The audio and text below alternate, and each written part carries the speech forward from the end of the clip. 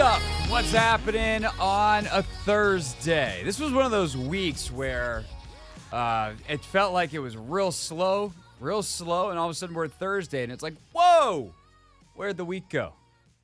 Anthony Haney, producer of this fine program. I'm Greg Hoffman.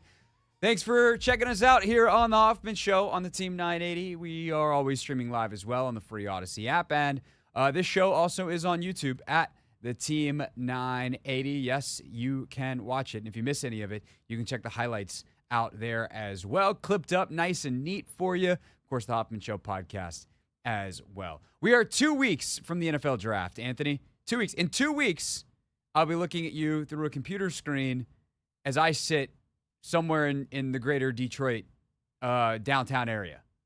I will be there. Then I'm going to wander out my little vlog camera. We're going to watch Roger Goodell announce with the number 2 pick. Oh, sorry. Boo!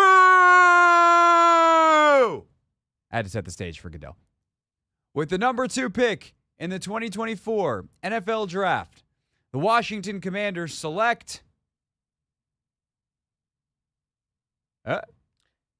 Jaden Daniels, quarterback, Louisiana State University. You think he'll go Louisiana State or LSU? Oh, that's a great question. Yeah. I don't know. They switch it up sometimes. I do feel like I've heard both. Louisiana State. We'll see what the Commanders write on the card. Drake Maye, quarterback, North Carolina. They're not going to say university. I feel like they would say either University of North Carolina or UNC. You think so? Yeah. All right. University. Can you just see Goodell all high and mighty up there? The University of North Carolina. I'm looking out for it. And when Marvin Harrison gets selected, will he say the Ohio State University? Yes. Yeah. You have to. You got to put some respect on that name. Yeah. Yeah. Here's the thing. I think your first answer is correct. And I'm starting to feel more, not necessarily that it's the correct choice, because as established, okay, I can't make up my mind on that. Nope. Can't at all. I watched another 20 minutes of film each of Daniels and Maye today. I just was like going through the all throw reels. And like, I actually, for both guys, the more I watched, the less I liked them. And I was just like, I know they both had some rough spots at the start of the season, which obviously when you watch the all throws were real. And when you watch the first 20 minutes, you're watching the first couple of games. And like if you just watch Jaden Daniels play against Florida State, you're like, that dude, I'm not taking that dude. No way. Like, he had some really nice stuff. You see flashes. You're like, if he develops, wait, he's 23. This is his 5th year. And then you watch him against Alabama or Florida, and you're like, I got to take that dude first. Like, that's the nature of it, right? All these games are different. And you watch Drake Maye against, like, Appalachian State, and you're like, why are you going to overtime against Appalachian State? What is going on? Now, some of that is, you see how bad some of his receivers are. He has a perfectly thrown touchdown in that game that his receiver can't put a foot down in bounds. And you're like, dude, come on. You watch him against South Carolina in the first half, you're like, this dude's awesome. You watch him South Carolina in the second half, and you're like, I got problems. So I'm going to continue. I actually try to finish off some of those, over the weekend. It's going to take a couple of sittings because each all-throw reel for Jaden Daniels and Drake Maye, both of them, are over 90 minutes long, Anthony. They had a lot of throws in 2023. But the reason I feel like you are correct that it will be Jaden Daniels is I feel like despite the fact that a lot of prominent media scouts like Drake Maye a lot, including guys that I like and respect. Nate Tice, Trevor Sikkema. You'll hear actually at 4:30 from Mina Kimes why she likes Drake Maye. Mina joined us on Take Command, and we're going to play the second half of that conversation that we didn't play on the radio show yesterday for you today, which was actually, chronologically speaking, the first half of the conversation. So Mina at 4:30 on why she likes Drake Maye, and I get it. I get it. But Ben Standig published an article today that quoted a bunch of NFL folks and took a poll of NFL people, and they voted on a point system of who they like and who they don't. And Jaden Daniels was the clear number 2. Clear number 2. You listen to a guy like Louis Riddick, who worked in the league as an executive. He's got Jaden number 1. And I think one of the things that really gives me confidence in Daniels is there was a great quote in The Beast. The Beast, which came out yesterday, is Dane Brugler from The Athletics draft guide. It's 324 pages in totality. And it has, and you started to read some of it yesterday, yeah? It's amazing. Very extensive. Yeah, so basically you get like a story on each guy. You understand who they are. Like when did they start playing football? You learn like this guy started playing at age 5. This guy started playing at age 10. This guy started working with a private quarterback coach on whiteboard sessions, like J.J. McCarthy, whiteboard sessions by the age of 10. And you're like, oh, okay. I see why this works. And you understand, as Dane put it on the Athletic Football Show, to understand where they're going, you try to understand where they came from. And with Jaden, they actually had to change the rules at LSU in terms of building access. Brian Kelly said in somewhere that's quoted, and maybe this was directly to Dane for The Beast, but maybe this was another interview that got quoted, but the quote from Brian Kelly, the head coach at LSU, was, we used to have limits on the time that players could spend in the building, and we changed those rules because Jaden basically lived there. And I guess when you've already got your degree and you're doing whatever you are in the master's program, because he graduated from Arizona State before he left and then played 2 years at LSU. So I'm guessing his course load on the academic side wasn't terribly high.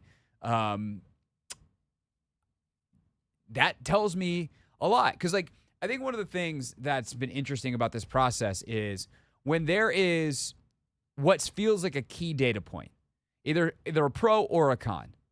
And for instance, I don't even know whether most people would consider this a pro or a con. I would just consider this interesting. Jaden Daniels had a remarkable leap in production from his 4th year to his 5th year. His first year at LSU to his 2nd year at LSU. And trying to understand why that happened, to me, is really important.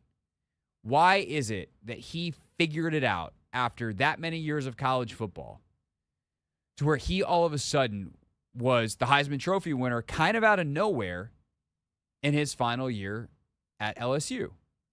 And when I hear an anecdote like that from Kelly, and I hear that he's got this legendary work ethic and he lived in the building, to me, that probably is a pretty prime explainer as to why he was awesome. He worked his ass off. And if he's going to do that at the NFL level, and he's going to be first one in, last one out, and all the things that you want out of your quarterback, and not that the other guys necessarily don't have that reputation, but his is to an even higher level. Let's say everyone else is an A, or Drake Maye is an A. I feel like McCarthy is actually A+ here as well from everything that I've read and heard about him, but Daniels unquestionably is an A+.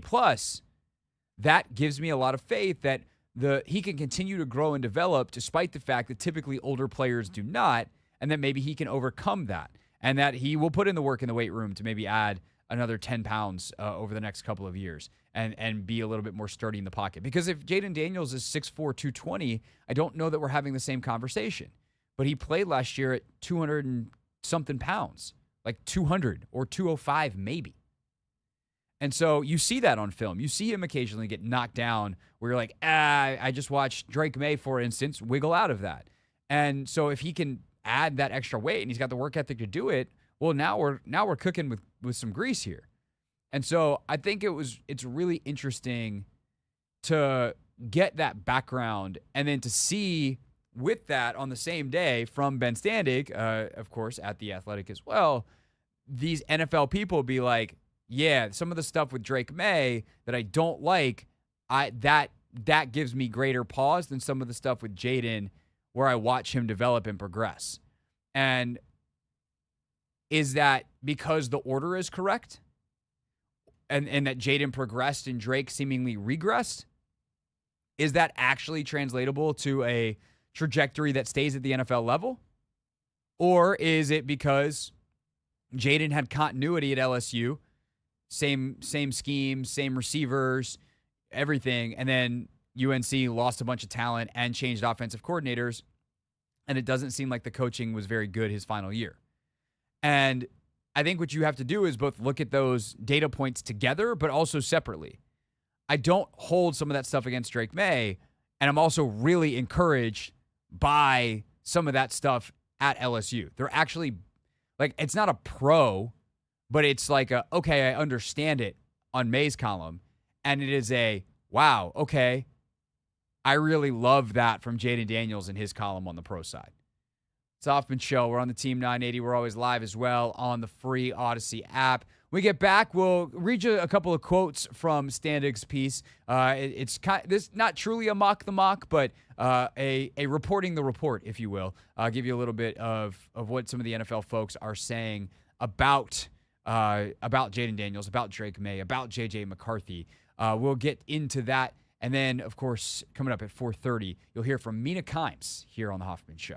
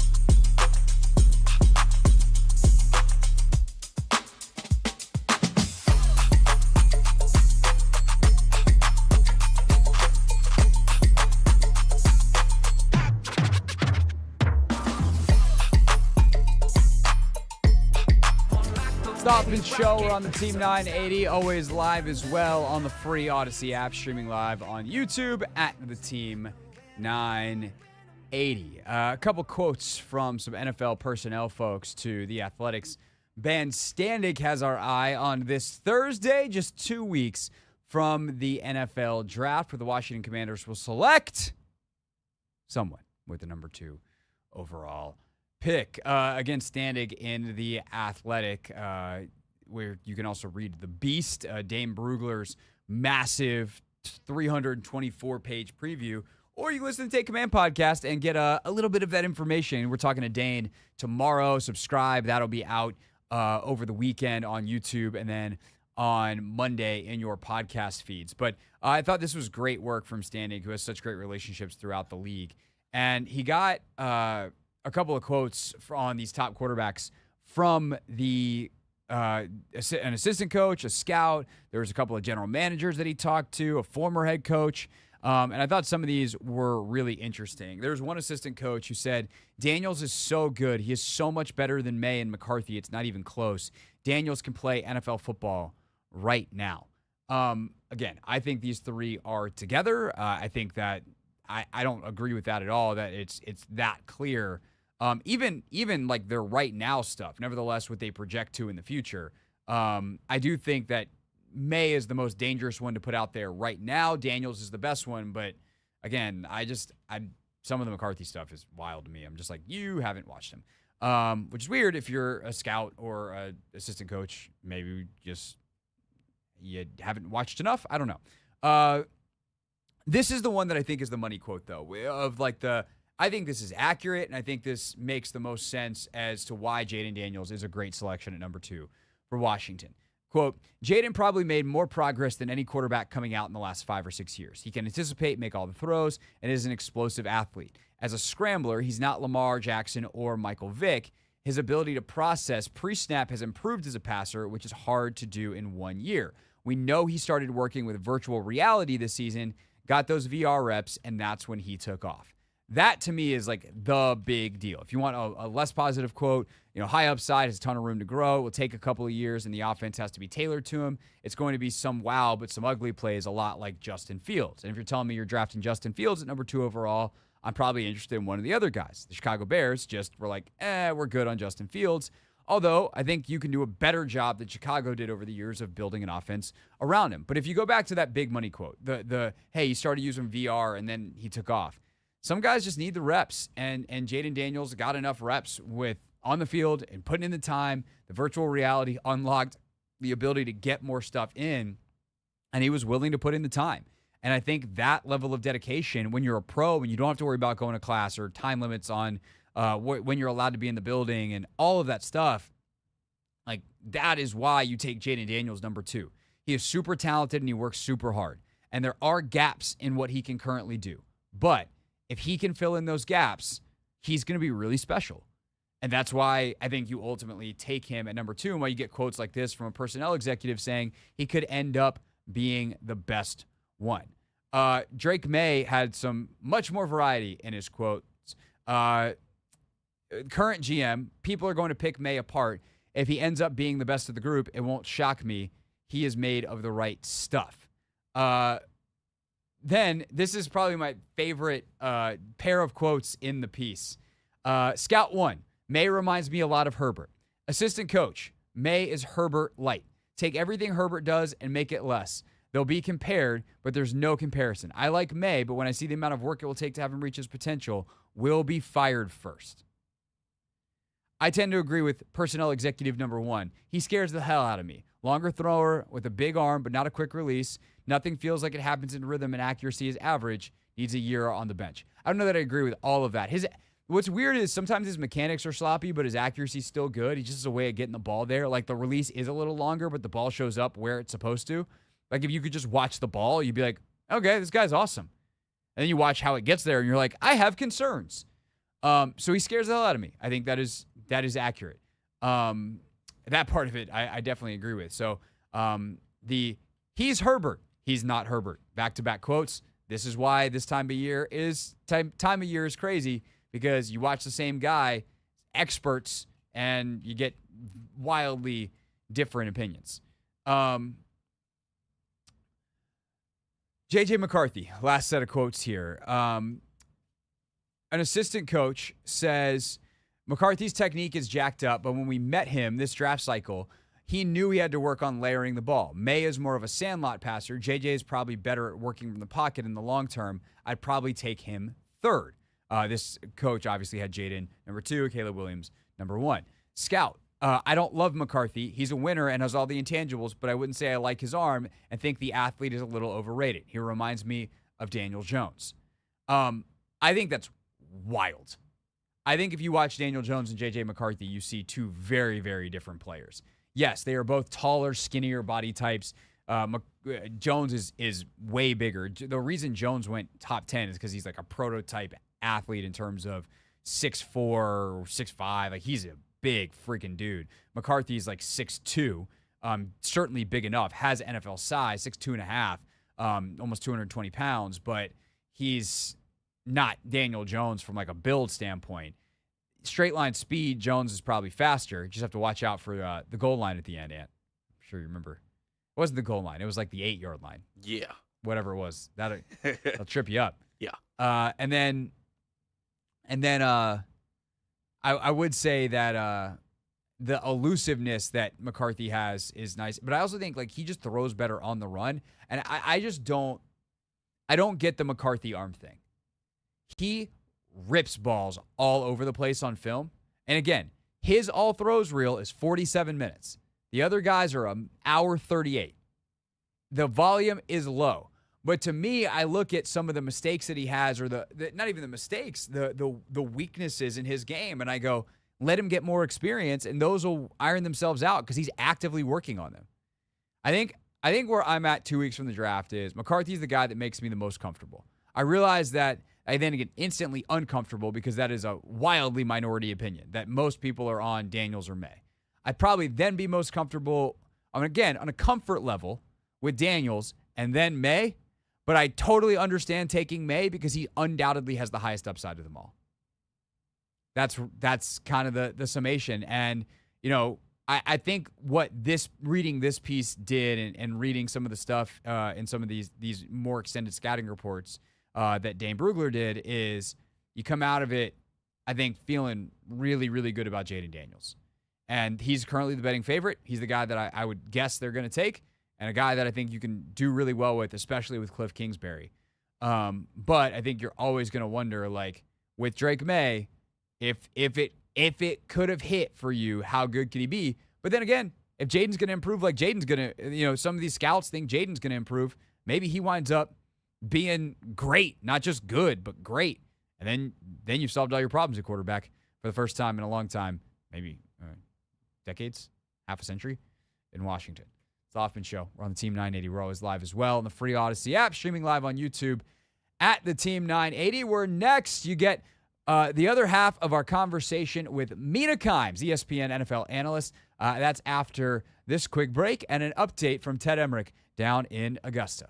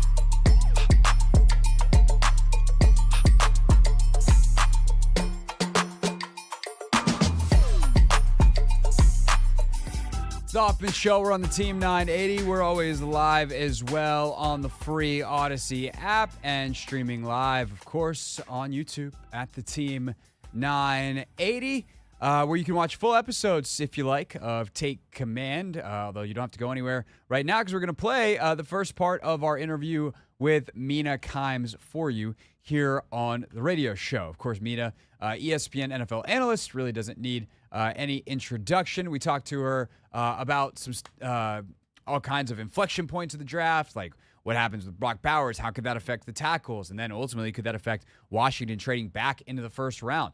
We discussed that with her in a part of the interview that we played on the radio yesterday. So if you missed that, good news. You can check out the entire podcast, this whole interview uninterrupted in the Take Command feed. But without further ado, Logan, Mina Kimes, talking about the Commanders and their choice at number 2.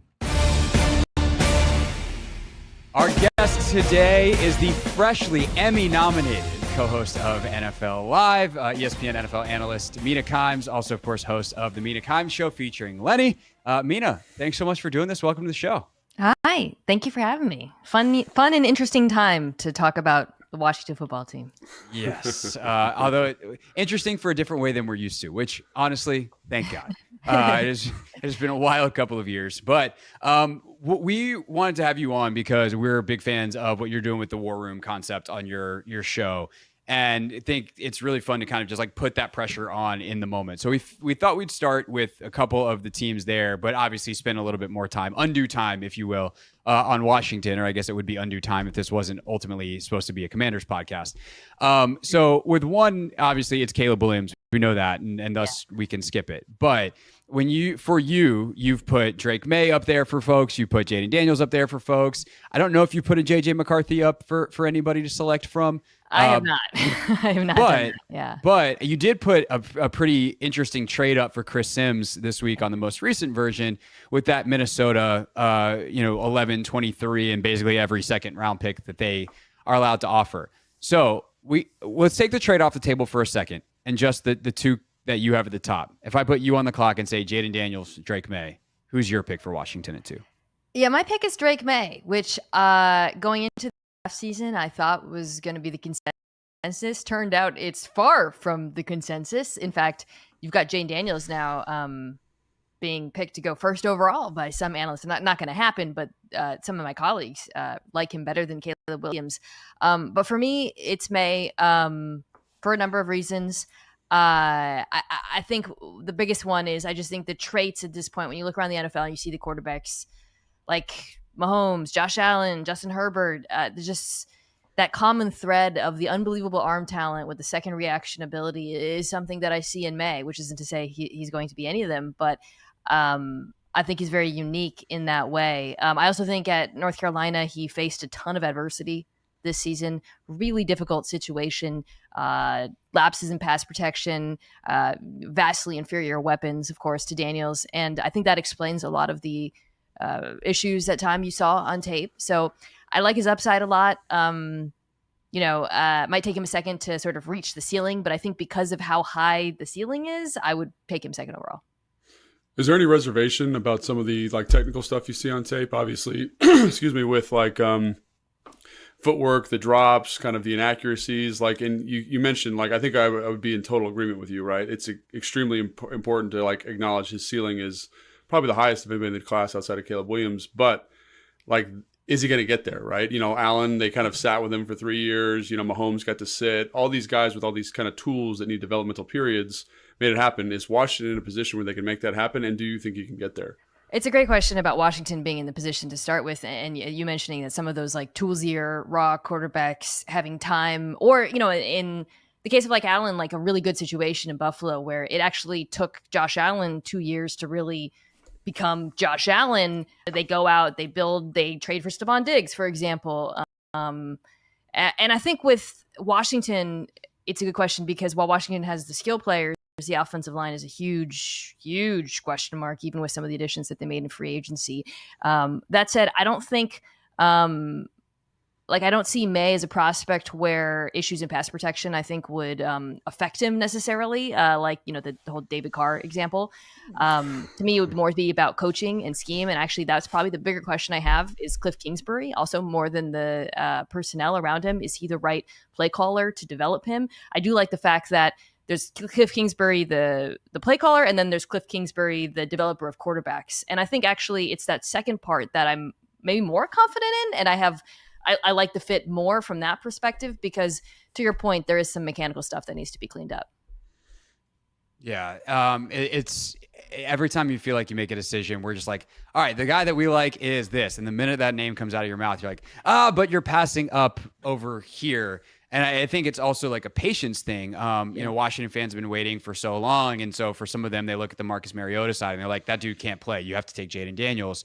Like, what's your kind of, your as you've looked at this longitudinally over the years, the tolerance for teams to wait Actually and have sit. the I know. patience, versus He's playing whoever you out, or draft's kind gonna of the play. He's gonna play. Let's be real. But I think the Allen example is good though, because like he both sat and played at the same time. Like they insulated him in a way that worked. And he played pretty quickly. I mean, everybody plays. The only guys who don't play are like Jordan Love, because you have Aaron Rodgers, Patrick Mahomes. People forget how freaking good Alex Smith was. That final, like Alex Smith, this is like one of my big pet peeves is the retconning of like Alex Smith's career. Alex Smith's final year in Kansas City was extremely good. Like that offense was excellent, and he was also pushing the ball downfield. So usually, when you look at these guys who have sat and the willingness of teams to sit him, it's not really about the rawness of the quarterback. Although I certainly think that helped Jordan Love, getting a chance, sort of, especially because of the college situation he was coming from. But rather, it's about the quarterback who's playing ahead of them. And a team like Washington, I think Marcus Mariota is a perfectly serviceable backup quarterback. Whoever you draft will play. He will play. It is not New England. I think is actually a situation where you actually are back sitting, because I think Brissett, you guys saw in limited exposure, is like probably one of the best backup quarterbacks in the entire NFL, in my opinion. Yep. So, but I think with Washington, whoever you draft, you're going to get out on the field quickly. Honestly, for better or worse. Interesting observation, because I do think that there are ways to insulate a quarterback. I think Joe Flacco, Ben Roethlisberger, Russell Wilson, kind of this defense first rushing attack approach, which I think could be implemented here. And I think it goes back to your point about Cliff, kind of, the developer of quarterbacks and how they insulate them. Is there, my one question coming out of this conversation, because I think I agree with everything you said, is why no JJ? Why is he not in this conversation for you? Yeah, I do like JJ, and the more I watched him, the more I got it, right? Especially when you look at him through the lens of some of the, I would say, the predominant scheme in today's NFL, the Shanahan offenses. You look at him, it's so easy to imagine him slotting into one of those offenses. It's easy to see why those coaches would privilege his skill set. He's accurate. He throws over the middle of the field, which not all the quarterback prospects do in this draft. He is athletic. And so I get it. It makes sense. However, there are questions for me. I think his arm talent is not up to, let's just compare him to Maye, for example, who seems to be kind of the faller and JJ's the riser. Who knows how much real? Obviously, Drake Maye is bigger, and I think, the tools, or the arm talent to me is more impressive. You don't see that same sort of out of structure playmaking with JJ consistently that you see with Drake Maye. You see a little bit. He throws on the run really well. Again, I like him as like a boot quarterback, but so there's that. And then, as far as like the throws go, he is accurate.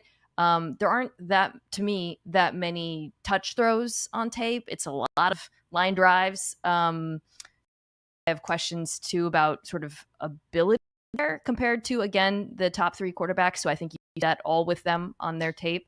And then, some of it is just sample size, straight up. Like, the guy wasn't asked to do a lot. A lot of that was because of the offense. And I think there's a bit of projection going on that I get why that's alluring, right?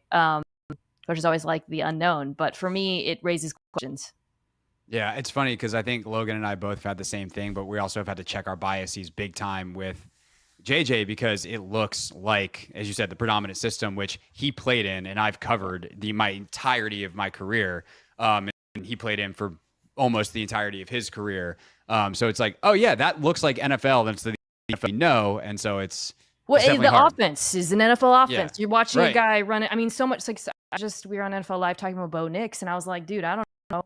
I mean, Yeah. yeah, it's like RPOs and screens Right. and what guys wide open off of yeah, it's so collegey. Whereas when you watch JJ McCarthy, it looks like he's under center, he's booting, you see it. So I think it's just a lot easier. And then I think with the success of like Brock Purdy, and he's kind of like, okay, maybe it could be Purdy plus, Right. You see why coaches like it. It's the same reason why Kirk Cousins just got 4 years, $180 million. It's like, Right. 100%. I get it. So if we go back to the war room scenario, and May's your guy, but I'm going to offer you the same Minnesota deal that you offered Chris Sims on your show. Would you still just take Maye, or would you have interest with where Washington is in that Minnesota trade back? I'm taking Maye. I think Washington has enough talent where it's not like, oh my God, this team is a disaster and there's so many holes. I mean, pretty market holes at pretty premium positions out on this roster. But I think because you already have wide receivers, you have really good interior line. There's still, you have enough talent to where I don't feel like a total tear down and where the quarterback is being put in awful, like an untenable position to succeed. I also think at a certain point, it's like, you need a quarterback, right? And if you're a team that's kind of been waiting through it for a while, I think you just kind of hit a wall with it where you're like, all right, we got a quarterback. And you have a chance to get a really good one. Yeah, awesome. And so then I guess, I don't know. What's the next pick we got, Craig? You got like a whole bunch of stuff we could, if you want to talk about untenable, we can go to New England. We can just go 3 and the situation there. But I think that we talk about these inflection points in the draft and where this thing flips. And I think really the next, 3, obviously, whether New England sits or trades back, that's an inflection point because that shapes, depending, where the quarterbacks go, how desperate teams get. Arizona, same thing. LA, same thing. New York, is a quarterback there for them? Do they get aggressive and go up? I really feel like every pick, even 7 at Tennessee is a really low-key interesting one to me.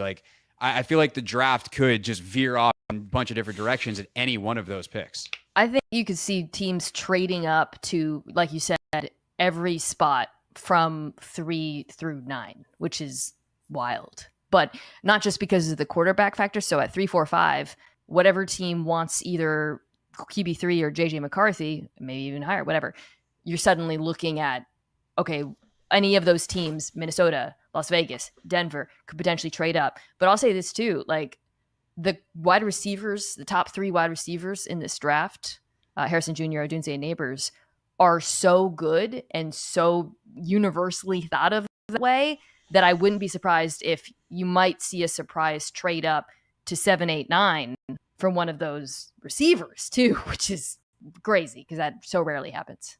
So let me flip this question to both of you then. If you're one of those teams, any team between 3 and 9, so that is New England, Arizona, LA, the Giants, Tennessee, Atlanta, Chicago, for those that don't have a draft board in front of them at home. Which of those teams most wants to trade back? Who benefits the most from getting out of that range? Whether because the player that they like is probably best taken later, they need to get multiple picks. Mina, start with you. Who wants to get out of there the most? So originally I thought the Cardinals are the obvious one because that roster has more needs than positions of stability, frankly. You look at that roster, you're feeling good about offensive tackle, tight end, McBride, safety. That's it. A quarterback, right? So, but they do have an extra first from the Texans trade last year and then an extra third pick. So they have a ton of draft capital. And increasingly, I'm like, at a certain point, you can't. I know their GM likes to trade money off, but at a certain point, you just take Marvin Harrison Jr., man. That's what I would do, honestly. I get it makes sense, but I just think you got enough picks and you got to start building a roster with really your core players. The Chargers to me are the team that I would trade down if I were them, frankly, because I think it has been a highly overrated roster now for several years. And suddenly you're looking at it and you're just so many positions of need. So while taking one of those wide receivers would be really tempting, or offensive tackle, they've been linked with Joe Alt a lot, I would really consider taking a haul if it's available to them.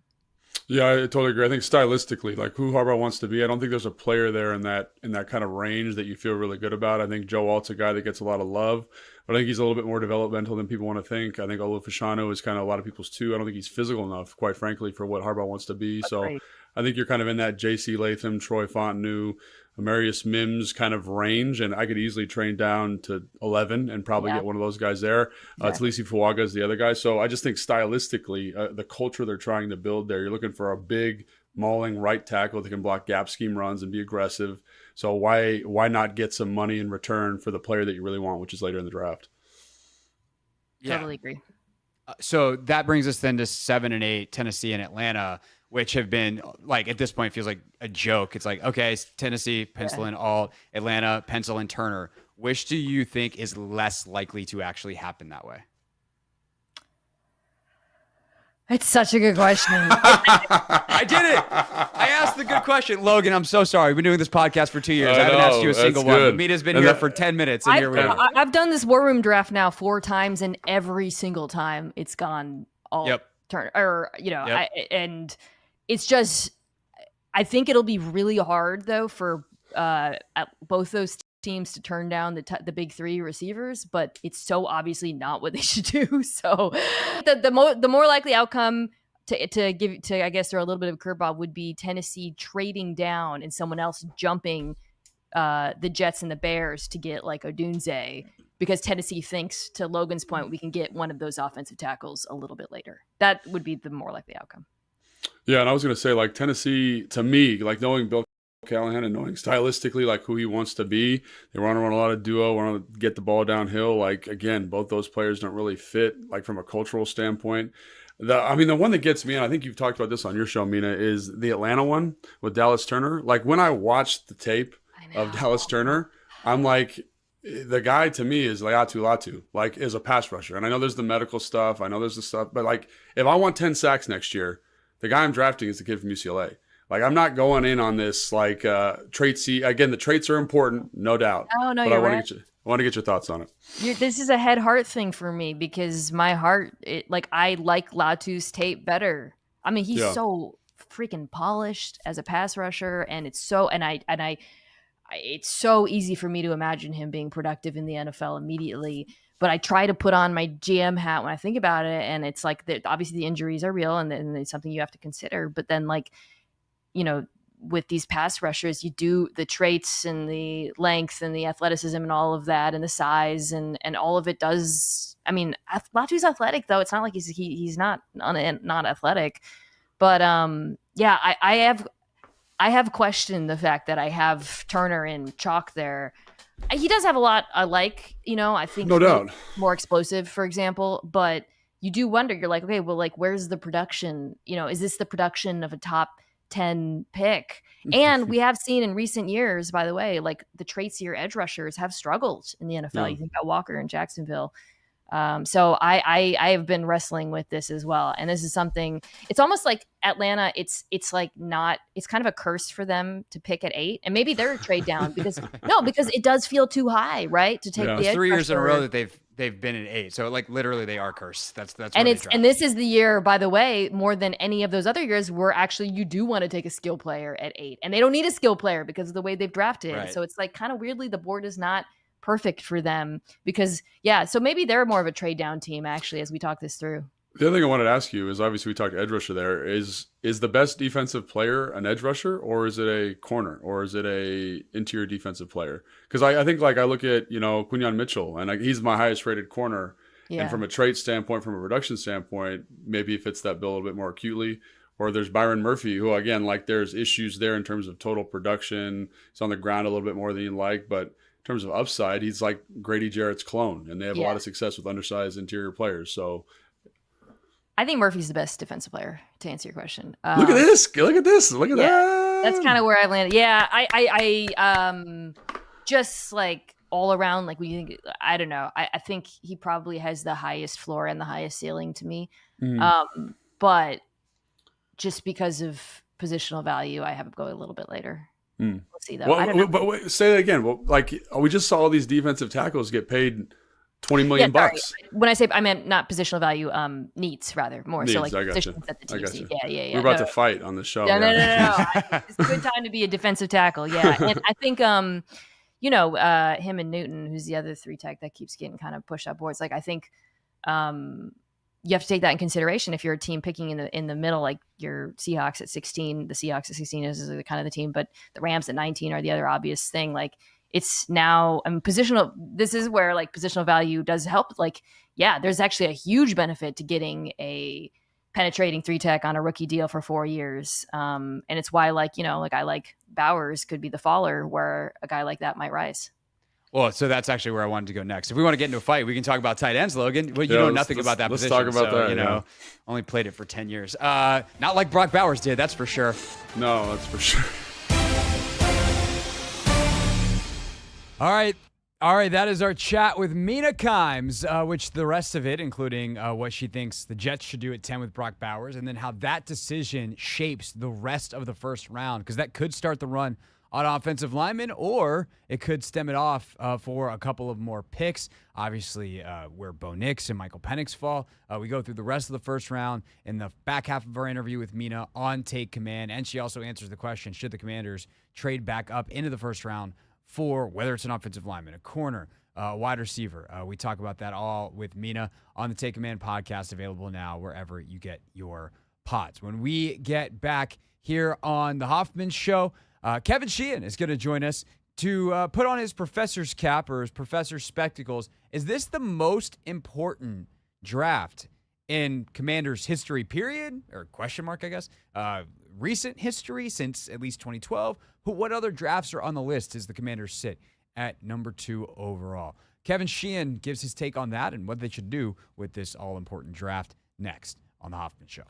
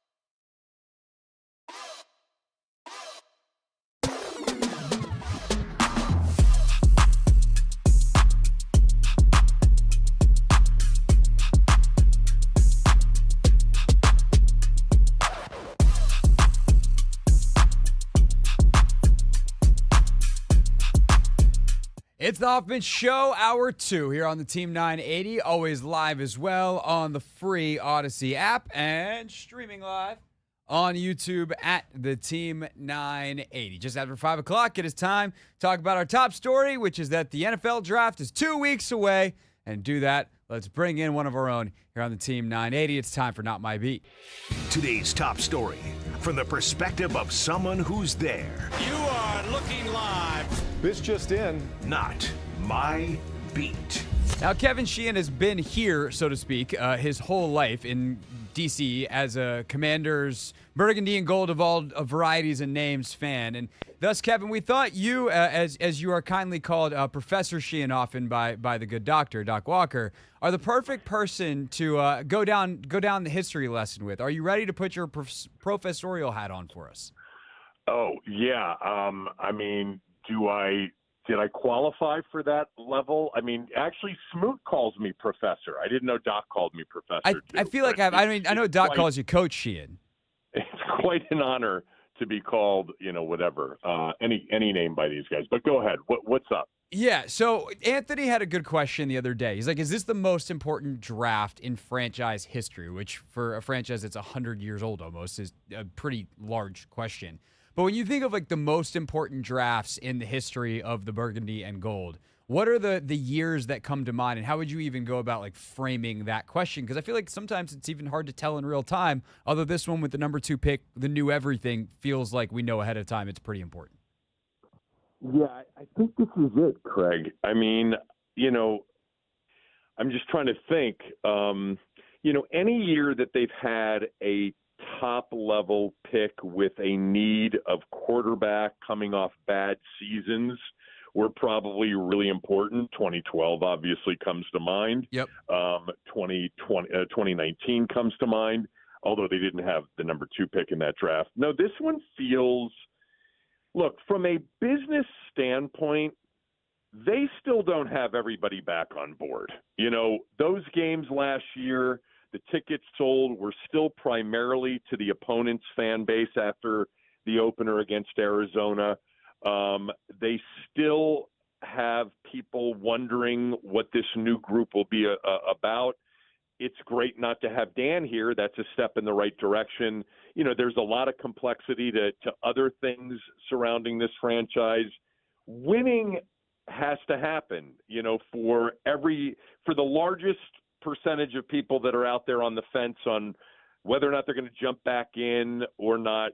Winning's big, and getting number 2 right will go a long way towards, deciding whether or not they win any time in the near future. So that feels big. And then the fact that they've got 6 picks in the top 100 as they're trying to remake the roster, there's a huge opportunity if they hit on, say, the majority of those or even half of those to make a big difference. This one feels like the most important one, even in my lifetime of, rooting for this team. The North Turner year, when they were awful in 93 with Richie Pettibone, 2 years removed from winning the Super Bowl, that felt really big because it was kind of a regime change. Charlie was still here, but they were going to pick a quarterback. It was either going to be Heath Schuler or Trent Dilfer. They got it wrong, and they were not very good for many years. But this one feels really big. It does. I think when you have number 2 and you're going to take a quarterback, it obviously jumps very high on the list. Definitely. Ant didn't just ask the question. He did some research. So here's some of the nominees, and I'm curious your reflections of these. Obviously at the time, and then in hindsight, unfortunately for most of them, or I guess for 2 of the 3 that he lists out here, how quickly you realize it had gone horribly wrong. 2012 is RG3, that's obvious, and it looked like it went as right as it could go in year 1, and then we all know it goes sideways. In 2000, they had picks 2 and 3 that year, and it was the first full off season where Dan Snyder was in control of the team, and of course that's the Fortune 500 year, if you will, spend a fortune, go 500. And then on the good side, 1981, Bobby Beathard, in the first full offseason of Joe Gibbs, drafts Mark Maye, Russ Grimm, Dexter Manley, Charlie Brown, Darryl Grant, amongst others. Also signed this undrafted free agent named Joe Jacoby, who turned out to be all right. So that one obviously goes down to the good column. But what strong reflections do you have on any of those three that obviously fit this bill? Very important. The 81 draft is the greatest draft in franchise history. Clint Didier was drafted in the 12th round, the final round, which was a 12-round draft, I think, back then. And you mentioned Jacoby signed as a free agent, and that set what turned out to be sort of the foundation for what they would become, the Hogs with Grimm, Maye, and Jacoby all acquired in the offseason. And that was, Bobby Beathard hit on just about everything. And Bobby Beathard, by the way, it was unusual for them to have a first-round pick because George Allen had essentially traded most of their first-round picks away, and even Beathard moved on from some first-rounders. The year before 81 was the first-round pick I think they had in maybe a decade when they selected Art Monk. But the 2000 off season, in terms of free agency, was really what set this franchise back more than the draft did, because LeVar was a really good player. He just couldn't stay healthy. And Chris Samuels is, up there among he's on the short list of the greatest left tackles in franchise history. 2012, it's the RG3 draft. I was okay with what they did. I was perfectly fine, and I was trusting in Mike Shanahan that they had made that big trade with the Rams. They needed a quarterback desperately. It was Grossman. It was Beck. Neither one of those two guys were guys that Mike thought he could win big with. He waited for the opportunity. Obviously, it would have been better to have number one overall and pick Luck. But I was okay with what they did with Robert. And I was also okay with them drafting Cousins in the 4th round because, there was a lot that was unknown about RG3, and you needed two anyway. And we had seen examples previously. Washington had drafted Schuler, and then they drafted Gus Frerotte in the 7th round, and it turned out that Frerotte had the much longer career. But, 2012 was big, for sure. They didn't get much right other than Alfred Morris after that, if my memory serves me correctly. Well, they didn't have a lot of picks, obviously, too, because there was the 3 firsts for Robert, but I think some other... They had late round picks. Yeah, they got Cousins, right? Then messed it up later. Kevin Sheehan's with us here on the Hoffman Show, taking a bit of a trip down memory lane in Washington draft history. That said, when we look at this current one, I actually got asked a similar question, kind of how important is it to nail number 2 when I was taping something earlier today for TV with Natalie over at ABC7. And I was like, my inclination is they got to get it right because it's number 2 and it's quarterback. But then again, Adam Peters last time drafting a quarterback high was Trey Lance, and he messed that up along with everyone else in San Francisco, and it worked out just fine. They played in multiple Super Bowls, and then they accidentally drafted their franchise quarterback as Mr. Irrelevant. So I guess I'll ask you the same question and let you take it wherever you want, Kevin. But how right do they need to get number 2? And if they miss here, considering it's a natural pick, unlike RG where they trade up and give a bunch of capital away, how far does it set you back if they don't get this right? Well, obviously, getting it right is much better than getting it wrong, but you have to have, as Bill Barnwell wrote last week, you've got to have a healthy expectation. You don't fear taking the quarterback at number 2. It's the right thing to do if there's a quarterback there that you think can do it, especially given that you don't have one. And, Barnwell went into all of the things that we all as NFL fans have talked about, which is the way the game's played today and how it's tilted towards offensive football and tilted towards quarterback performance. And you've got a rookie wage scale since 2011. So financially, in terms of the risk, it's 100% the right thing to do if you have a need and you like somebody. But you have to have that healthy expectation that more likely than not, you won't get it right. It's insane to think that way, that it's the right thing to do to pick the quarterback there that you believe in the most. But more likely than not, history says you won't get what you hope you're getting. So I don't know. You got to take the quarterback. You got to take the one that you really like and is the highest one on your board. And you hopefully have the staff, the organizational support, eventually putting a team around that quarterback, hopefully the fit is right and the quarterback is right. Sometimes, Craig, the quarterback isn't the only part of the problem. It's the organization that he goes to. It's the staff. It's what they do to support that quarterback. It's the system. A lot of things have to come together for it to work, but it's the right thing to do to take the quarterback there.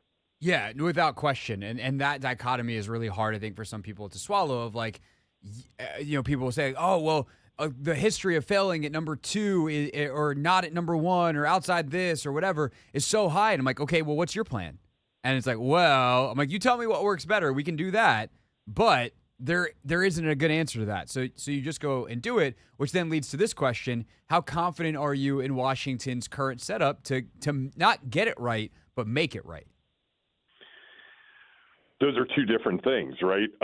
Because you're talking about Adam Peters versus what this quarterback would be walking into in the locker room with the coach, the offensive coordinator, et cetera. I mean, kind of, but what I would kind of say is, like, I don't know that anybody is the right pick for the Patriots because they're so barren infrastructure-wise, where I think multiple prospects could be the right guy here. Like, I could see any of the 3, Daniels, McCarthy, or Maye, succeeding here because I feel like this staff can make it right versus, because even if, Jaden goes somewhere else and is successful or fails, doesn't mean he would have necessarily had the same career here, if you get what I'm saying.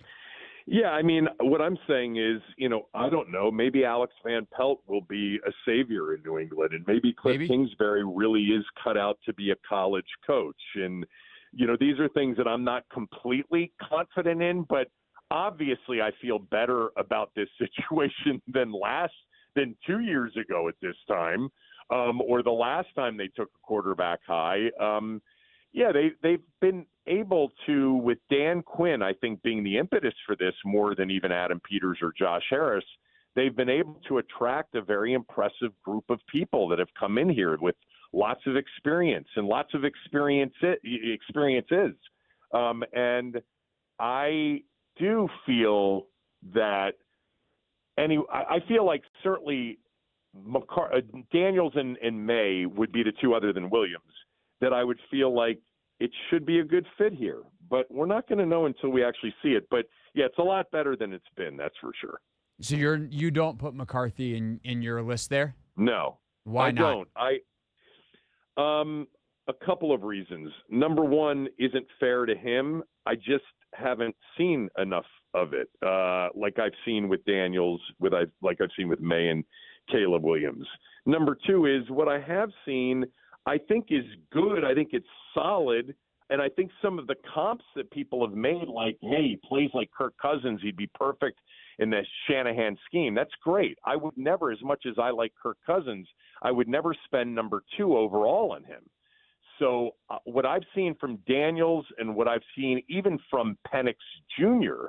and Maye are more impressive to me than what I've seen with McCarthy. But again, like I've been caveating all of this with, we don't know so much, about these guys. We don't know what they're planning. We don't know about them as people. I mean, the intangibles, they all said once they got a load of McCarthy in an interview room, the intangibles would jump off the charts. And apparently that has happened, but it's just preference. I like Williams, Daniels, and then after that, I think the next level for me would be Penix Jr. followed by Maye and McCarthy. Interesting. I think that's one of the things that for me has clarified / become a giant question that I always am curious about with different evaluators, and something I kind of want to study more is how much of it is about what you do see versus how much of what you don't. Like, how much are you willing to project certain traits versus saying, okay, I haven't seen that, or haven't seen enough of it, but I think he can do it. Like, and that's where this becomes much more art than science. Even if you even want to call it art, I don't even know that it's art. It's just, it feels like a wild goose chase and a guessing game sometimes, because we all have the same tape and whatever, but how we weigh certain traits, certain characteristics, and certain things is all, it's all dealer's choice at that point. Yeah, and I think, I could see why people who actually do this for a living, true evaluators, could project J.J. McCarthy to be able to do those things at an NFL level. But personally, I just think Jaden Daniels and Caleb Williams will end up doing it at a much higher level. I think both things can be true. McCarthy, it's not that because I didn't see it, or maybe others didn't see it, that it can't be that. I just think that Daniels and Caleb Williams are a notch above everybody else, at least. Kevin Sheehan with us here on the Hoffman Show. Wrapping up, not talking about the number 2 pick. Do you have strong feelings about trading back into the back end of the first round, your willingness to do that versus staying at 36 and 40 and seeing how the board falls? Yeah, I mean, I'm fine with that. I think they've got so much availability, dry powder-wise, in terms of picks. I mean, this is the perfect opportunity. If there's somebody that's much higher on their board, at, say, 27 or 26, then they know they're going to have at 36. I don't have a problem with that at all.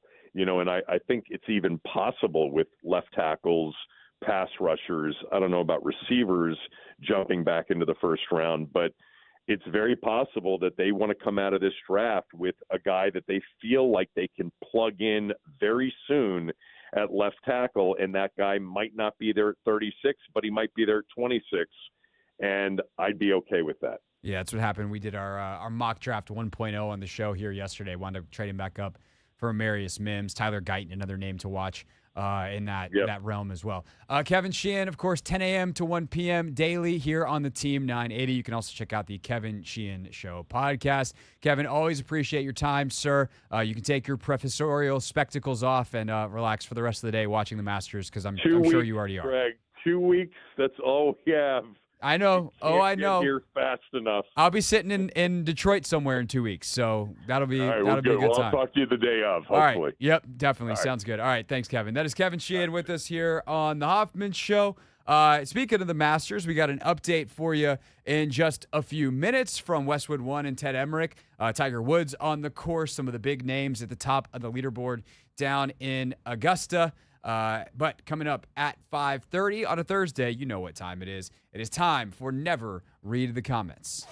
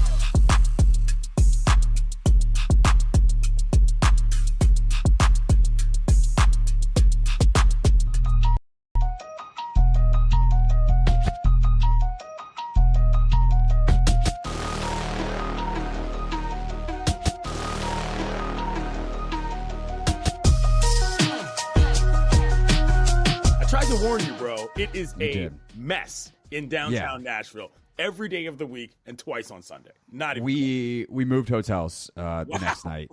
I still am waiting on my refund for that. But yeah, we moved hotels the second night. Wow. It was fun. You say they rely on them. We went to brunch with my buddy the next day, who is a Nashville native and has lived in Nashville long enough that he remembers when it was more than just the bachelorette capital of the world. And he's like, yeah, we're pretty much on the woo girl economy. Yeah, that's precisely what's going on. The downtown businesses cater to that. If you try to get it shut down, you're probably the one getting thrown out. It is what it is right now. It's weird, but Nashville, baby. What are you gonna do? Yeah. So I will add one more small part to this story, and this is the part, frankly, that I've been waiting to tell you all week as well. That was kind of part one. We got quality Yates reaction. Part two, as we leave the hotel the next go to breakfast. Remember, the wall's very thin. So it's not going where you think it's going. But as we walk down the hallway, my dear sweet wife just starts saying in a slightly elevated volume of voice, you know, it's been proven that later groups stay out and make noise and all this stuff at their bachelorette weekend, the higher the divorce rate in the wedding. So and also the better trash, chances basically. And also the better chances. Wow. Okay. Okie dokie. So Rachel was pissed, basically. Yeah, she doesn't have a lot of tolerance for the woo girls.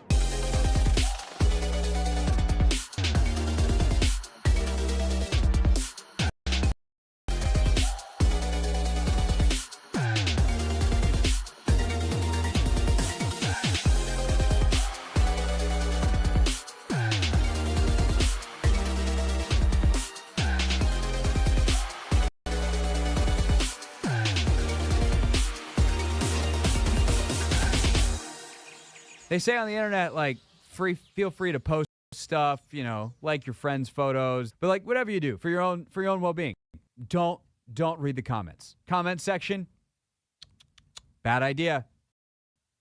What do? We read those comments, baby. That is exactly what we do. That was a little bit better. I still feel like that one was a little muted. I think sometimes it feels like you build yourself up a little too much, and then sometimes you don't quite go for it. I ain't want to go screaming all the way. The thing is, though, my mic is a little lower than yours, so maybe I could have actually, did what I really. Mike also moves. You can go, ooh. Did you know you could play tricks with a microphone? I think I'll try that next time. Okay. You want to give another shot? We read those comments, baby. There we go. All right. I feel ready now.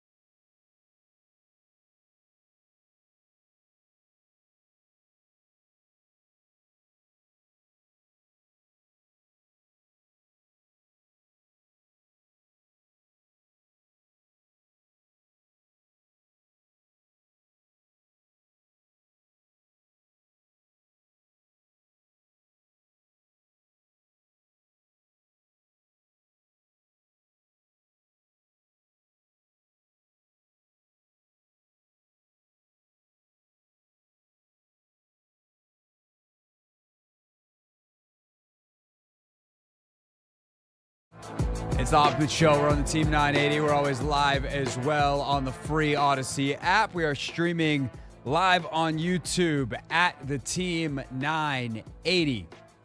6 o'clock, our NBA tiers. Like 2-3 games left in the regular season, depending on the team. Ends this weekend.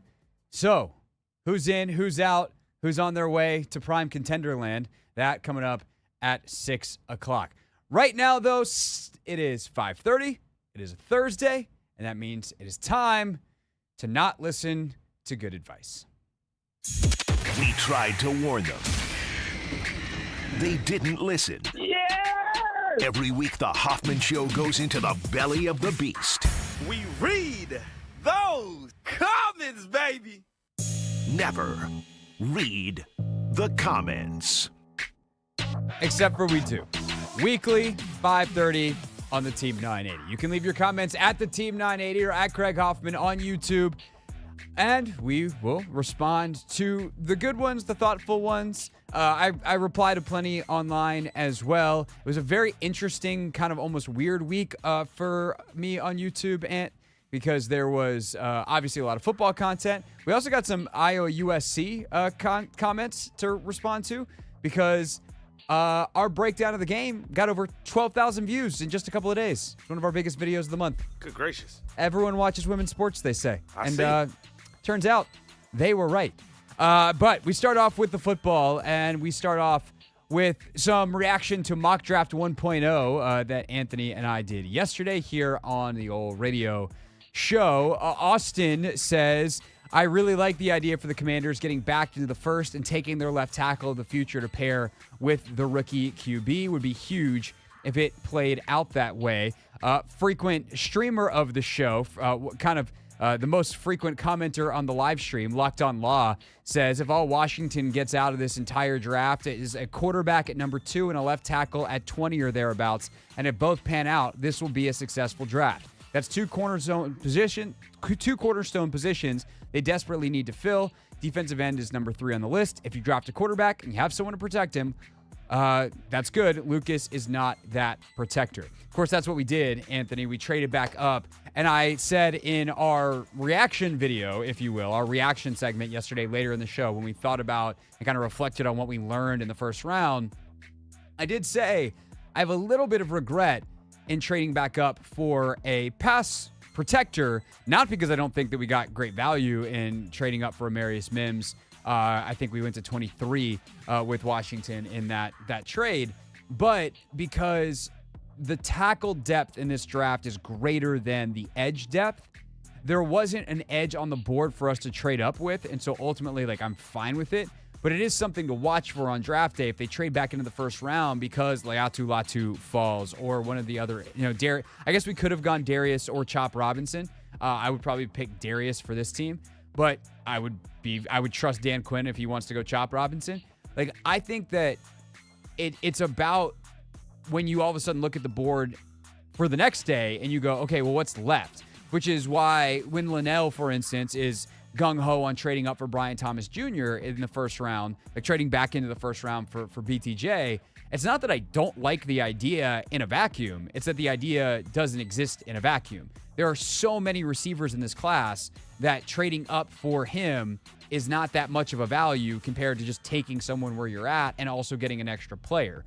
Versus if you can get an elite offensive tackle or an elite edge player, maybe not elite, but top-notch, tier 2 versus a tier 3 or tier 4 tackle or edge, that is a really important piece. I would agree that tackle is more important, and ultimately, I'm not going to be mad about coming out of this draft with a first-round quarterback and a first-round left tackle, which also does complicate things, too, because Tyler Guyton's been a right tackle. But even if you get Guyton and he's your right tackle for the next decade, then I think you've done well.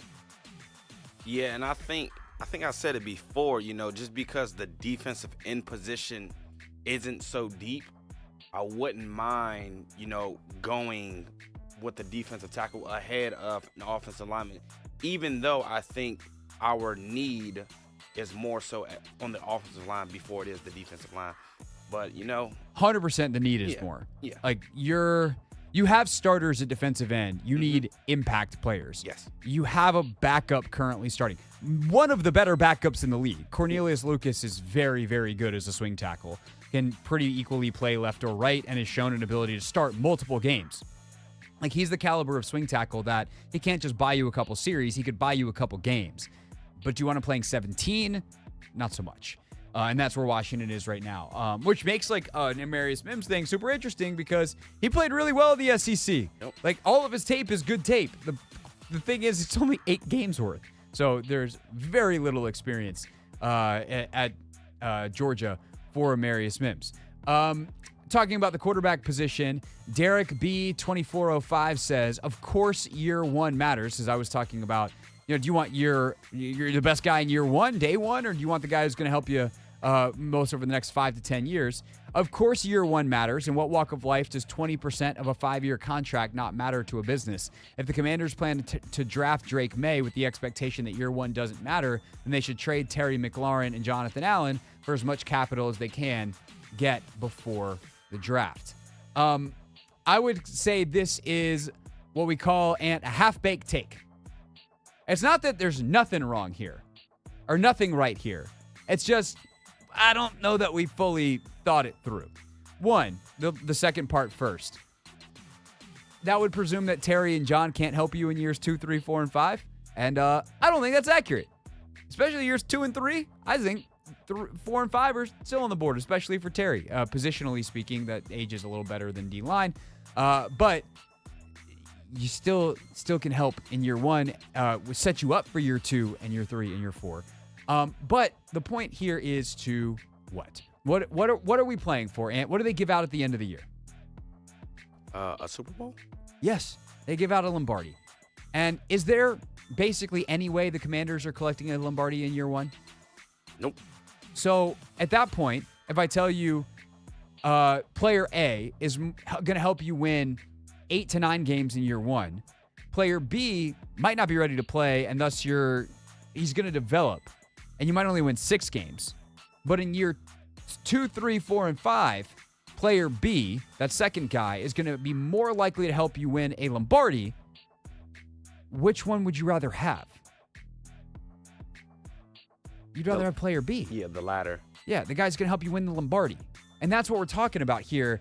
And we don't know which guy is player A and player B. It feels like Jaden Daniels is player A and Drake Maye is player B, the way that a lot of people have set this up. And I don't know that that's actually true.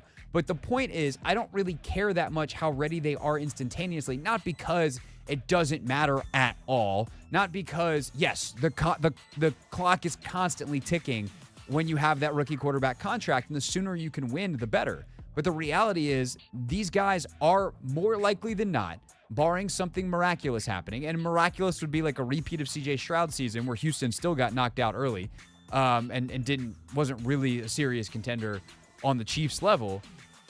You're not winning the Super Bowl. So this is kind of my thing with the Wizards too. When you're bad, it doesn't matter how bad you are as long as you're on the right path to being good. Now, at some point, your badness is a symptom of whether or not you're on the right path, but not this early. Not for the Wizards, and certainly not in year one of the Commanders, who are investing in at least 5-year project, hoping to draft a quarterback that lasts them at least a decade. Continuing on, never read the comments. A couple of J.J. McCarthy, Joe Burrow, Drake Maye, where they all where the narrative, where the conversation meets. First of all, just a funny one, a little palate cleanser at the expense of someone who watches every single video and leaves almost the identical types of comments on them. Our guy Aubrey 44, who I would say is a Jaden Daniels militant. Relentlessly, since January, has he said Jaden Daniels is the pick. Dismisses the thought that anybody else could possibly hold a football and walk 2 steps without dropping it. Nevertheless, play quarterback in the NFL when it comes to Drake Maye or J.J. McCarthy or anyone not named Jaden Daniels. This to me was just so funny. And this is what happens when you blindly don't have critical thinking skills and you just support a guy. Why are we talking about J.J. McCarthy's and Daniels in the same sentence? J.J. McCarthy was a passenger in Michigan. Meanwhile, Jaden Daniels was driving the bus at LSU. He elevated his teammates' play. Don't believe me? Look at Neighbors and Thomas's stats from 2022. Trivia question, Anthony. I think I can guess the question you're about to ask. Go for it. Who was the quarterback in 2022? Oh, you did. You did. And what's the answer? Jaden Daniels. The same bleeping guy! What are we doing? Again, I'm at a point right now, 2 weeks from the draft, that I'd probably take Jaden Daniels second. I am not a Jaden Daniels hater, despite what some of these comments say. It is the funniest thing to me, though, to watch people bend themselves in the dumbest shaped pretzel that they've ever witnessed to defend something that doesn't even need defending. It's okay to say multiple guys could be good. It's okay to be like, man, Jaden really improved. I love that about him, and I think it could continue. That's where I'm at right now. You hear the stories about his work ethic. The more I read, the more I see, the more I listen to NFL execs who have talked to him, the more everything. The more comfortable I get with Jaden Daniels at number 2. And I was never really that uncomfortable with it. But to say he was a passenger, JJ's a passenger. No. He was driving a really nice car, and he did a great job of not crashing it. And occasionally, there was a couple of obstacles that he had to dodge, and he did a really freaking good job. Mostly, he got to ride a really good engine to a national championship, but that dude's a good driver. So he wasn't a passenger. He was at the very least a driver. But more importantly to your point on Jaden, Aubrey, thanks for watching. Thanks for watching. We got this one from Super Duper DB Goat 4042. What was the scouting report for Joe Burrow? And actually, Burrow had 16 touchdowns and 5 interceptions the year before his historic year. He actually played 2 years. Was a knock against him that he played with Justin Jefferson and Jamar Chase. I've kind of been waiting all week to do this bit, which is to say, there were no questions about Joe Burrow because his final season at LSU was so redonkulously, unimpeachably good that there were no questions to be asked. Okay, one, there's a reason people watch the tape. And when every throw is there on tape, when he's in full command of the offense, yes, he is playing with 2 top 5 NFL wide receivers and an NFL running back and had some NFL offensive linemen all there at LSU. All true. And yes, Jaden Daniels, you could say many of the same things about. But Joe Burrow threw for 5,600 yards, 5,600 yards, 60 touchdowns, and 6 picks. Okay? Until this season, Jaden Daniels had never thrown for 20 touchdowns in a season. Neither had Burrow before that year. So both of them had never thrown for 20. And Burrow threw for 20 more than Jaden did in his Heisman Trophy year this year. The tape was almost flawless. It was perfect. He was the unanimous number 1 pick. Burrow would have been taken probably above Caleb Williams. That's how good of a prospect Burrow was. There was no questions because he left no crumbs.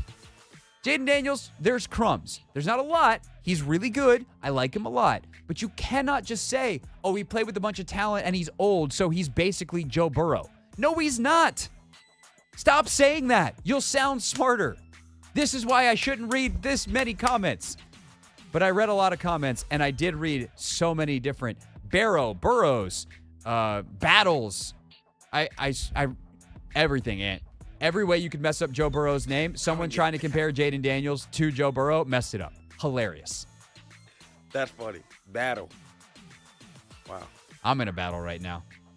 I will make this admission mid never read the comments, Anthony.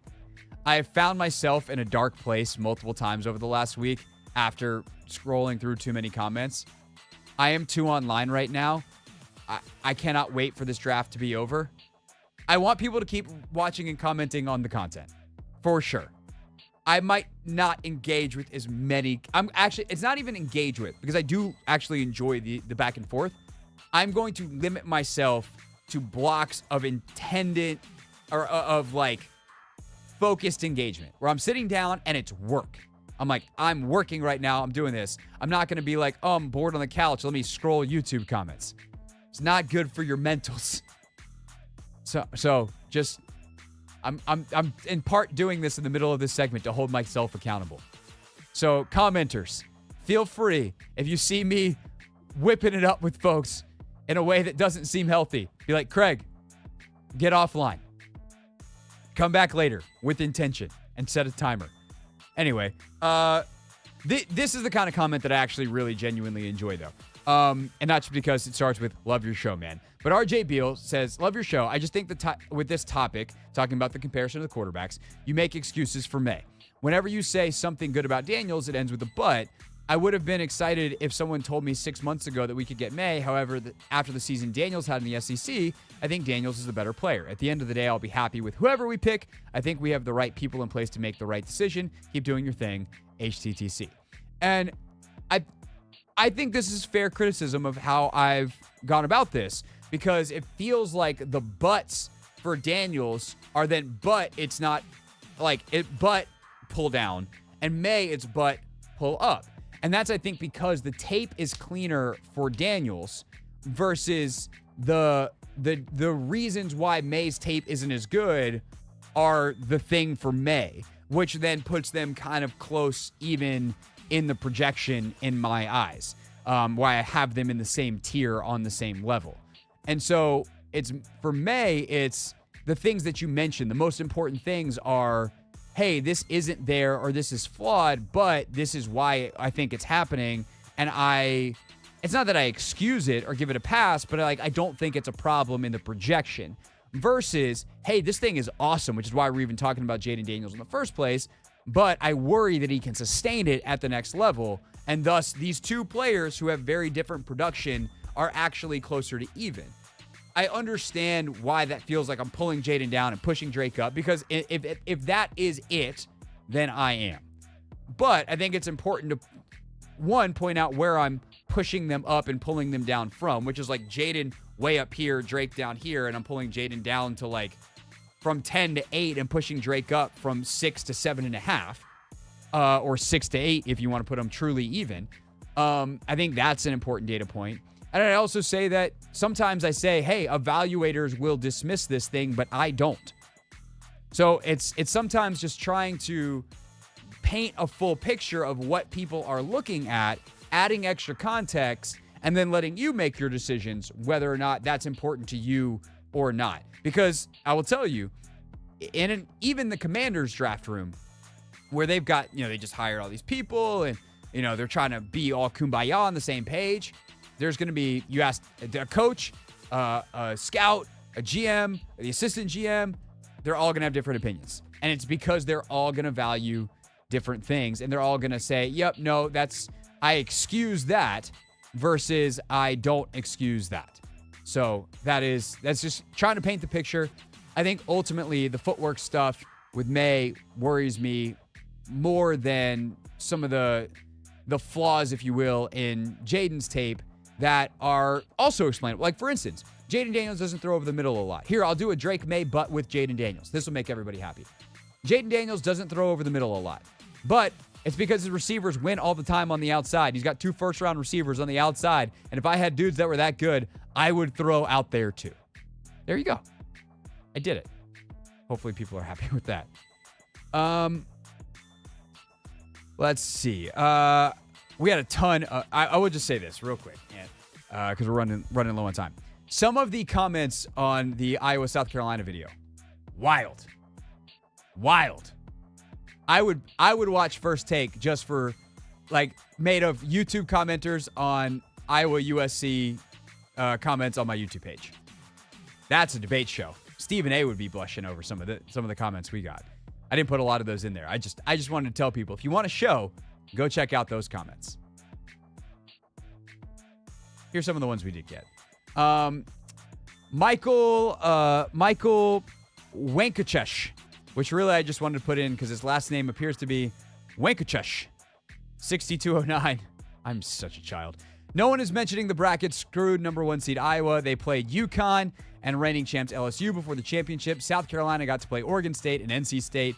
Iowa was tired from fierce battles while the Gamecocks rolled and rested against teams that would have also lost just as badly to Iowa, LSU, and UConn.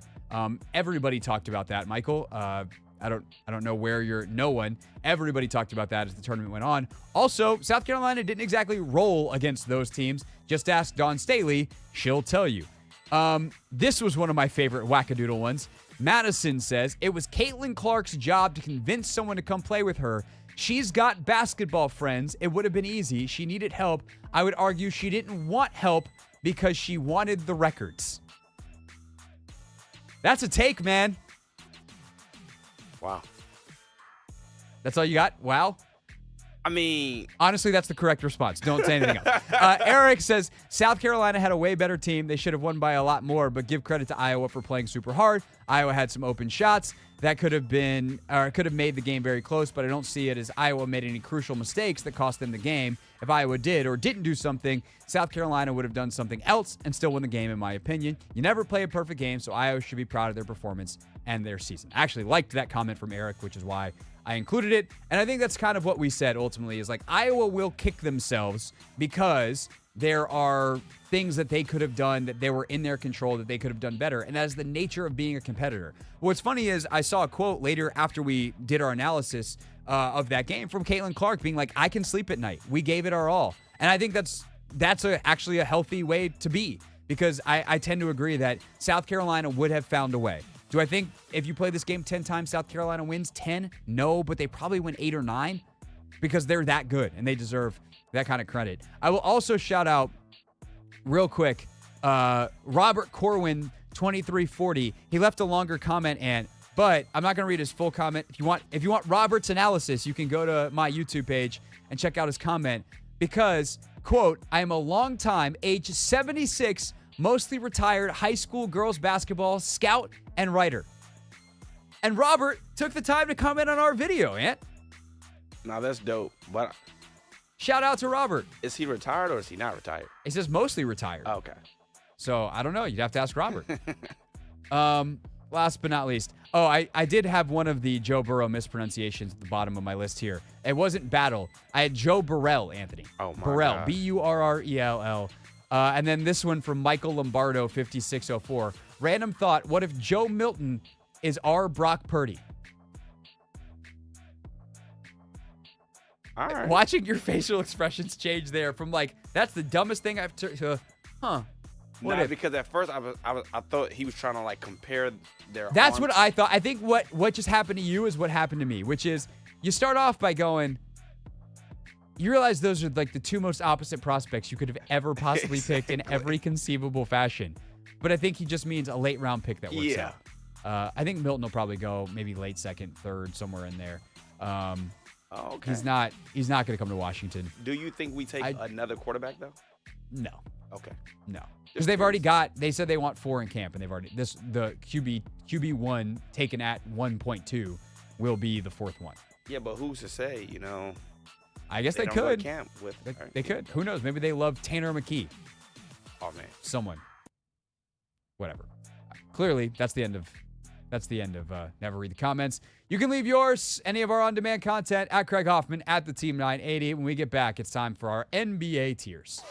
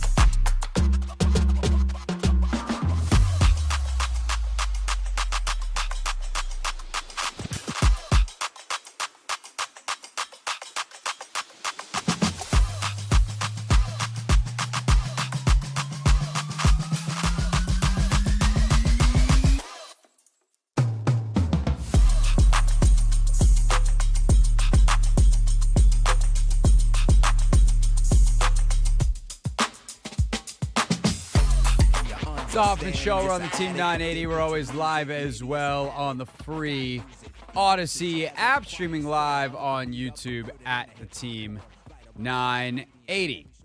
Coming up in about 10 minutes, why Mina Kimes would take Drake Maye over Jaden Daniels from the number 2 pick with the Commanders, and then we'll take some of your calls as well. Might also hear a little bit from Ted Leonsis before the end of the hour. He joined the Sports Junkies this morning with some details on what the plans are for Capital One Arena. So all of that still to come here on the Team 980. Right now, though, it is time for our NBA tier rankings, Anthony, and these will be our final ones of the regular season because we're almost out of regular season.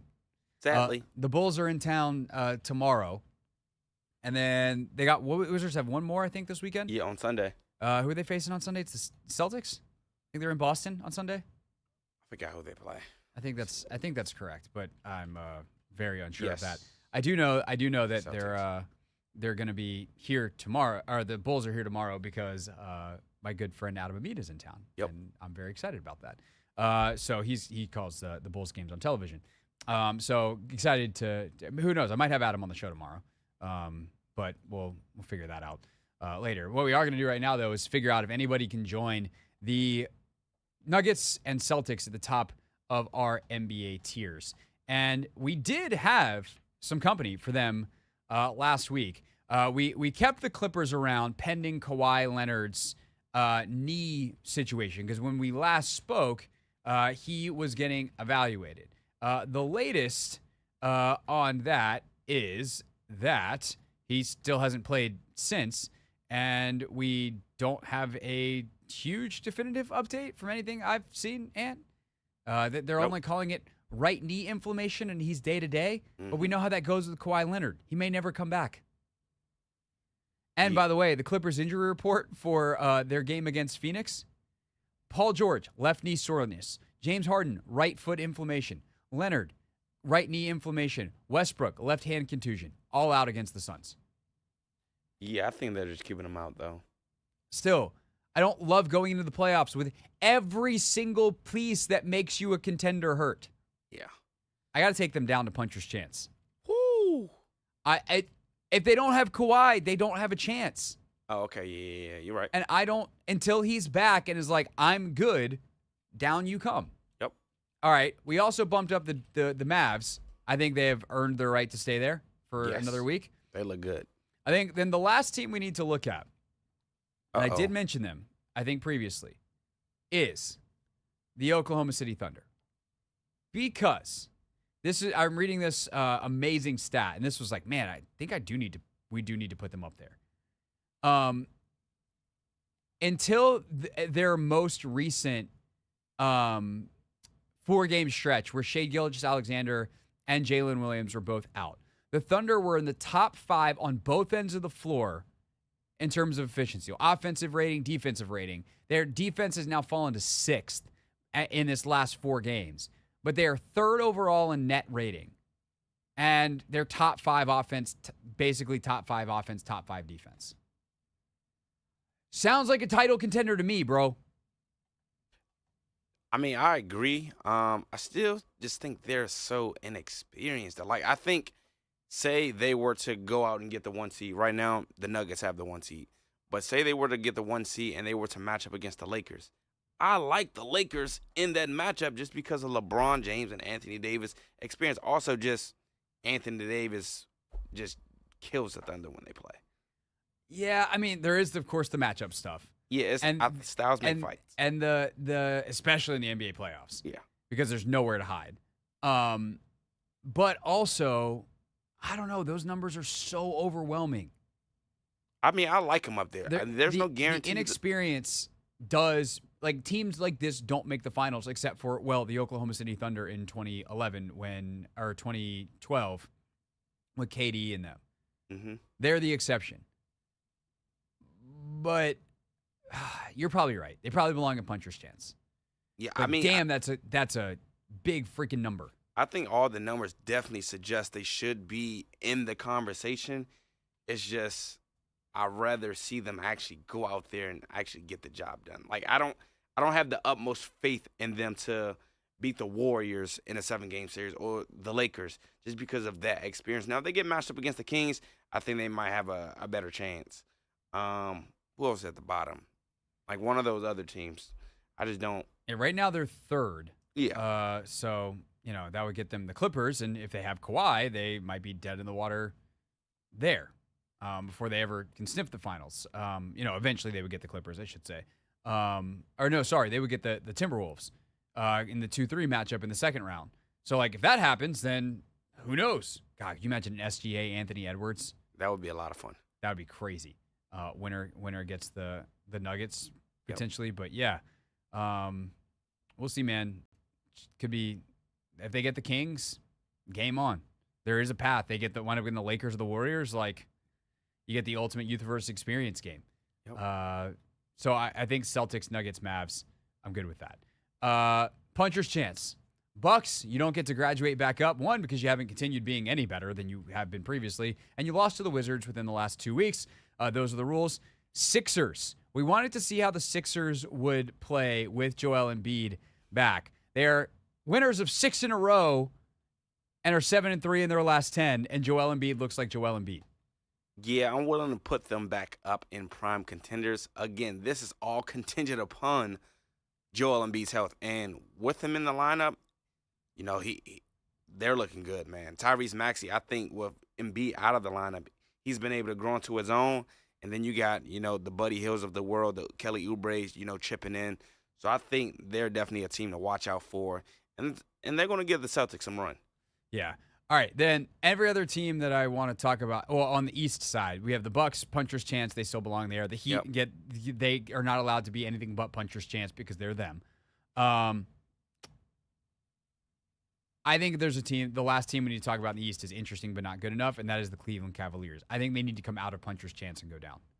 This is because of Donovan Mitchell? Yeah, the injuries, and they just haven't played well of late. Yeah. It doesn't feel like they're on the same level as these other teams. Yeah, and especially going into the playoffs, you want to be, having some kind of rhythm, and Mitchell being out of the lineup has definitely hurt them, so I think I'm cool with that. Yeah, they joined the Knicks because of the Julius Randle injury, the Magic, the Hawks, and the Eastern Conference, and interesting but not good enough, and then obviously the Wizards, Pistons, Raptors, and Hornets have all been eliminated. Puncher's chance on the West, real quick. Clippers, yes. Thunder, yes. We were talking about them. Minnesota, I still think that they're there. I don't trust them in the playoffs as great as Edwards has been. The Wizards sure found out the other night as he dropped 51. The Suns, same thing. Lakers, Warriors, Pelicans, all in puncher's chance. The Suns stink, man. They stink. But they still are them. I want to move them. I want to put them in no chance because I don't believe in them at all. But they have Durant and Beal and Booker, and so they have to stay there. Yeah, their offense was supposed to be their best defense, and their offense hasn't even been good or efficient. I don't like them. Yeah. I don't like them at all. But the Timberwolves, I do think they deserve to possibly be moved up. Actually, no, let's leave them there. But getting Cat back. Because the other thing, too, is, Cat coming back is huge. Yeah. They're obviously anchored by their defense. But the thing is, with them and that defense is Gobert has been played off the floor every single year in the playoffs.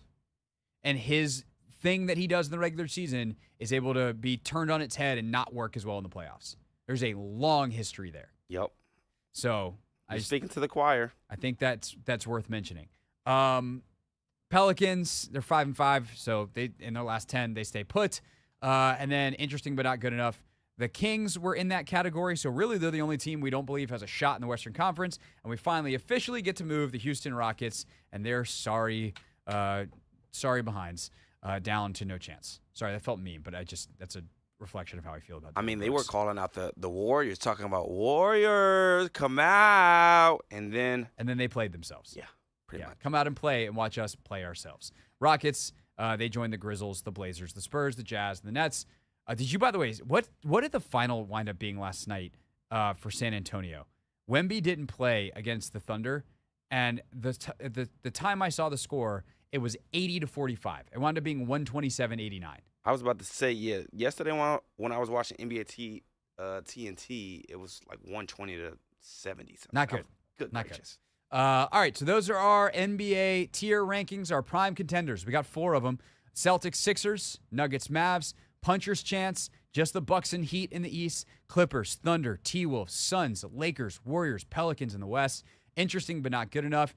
Knicks, Magic, Hawks, Pacers, Cavs, Sacramento Kings in the West. And if your team was not mentioned, they have no chance. That is our NBA tiers. When we get back, why Mina Kimes would take Drake Maye over Jaden Daniels, number 2 in the NFL draft.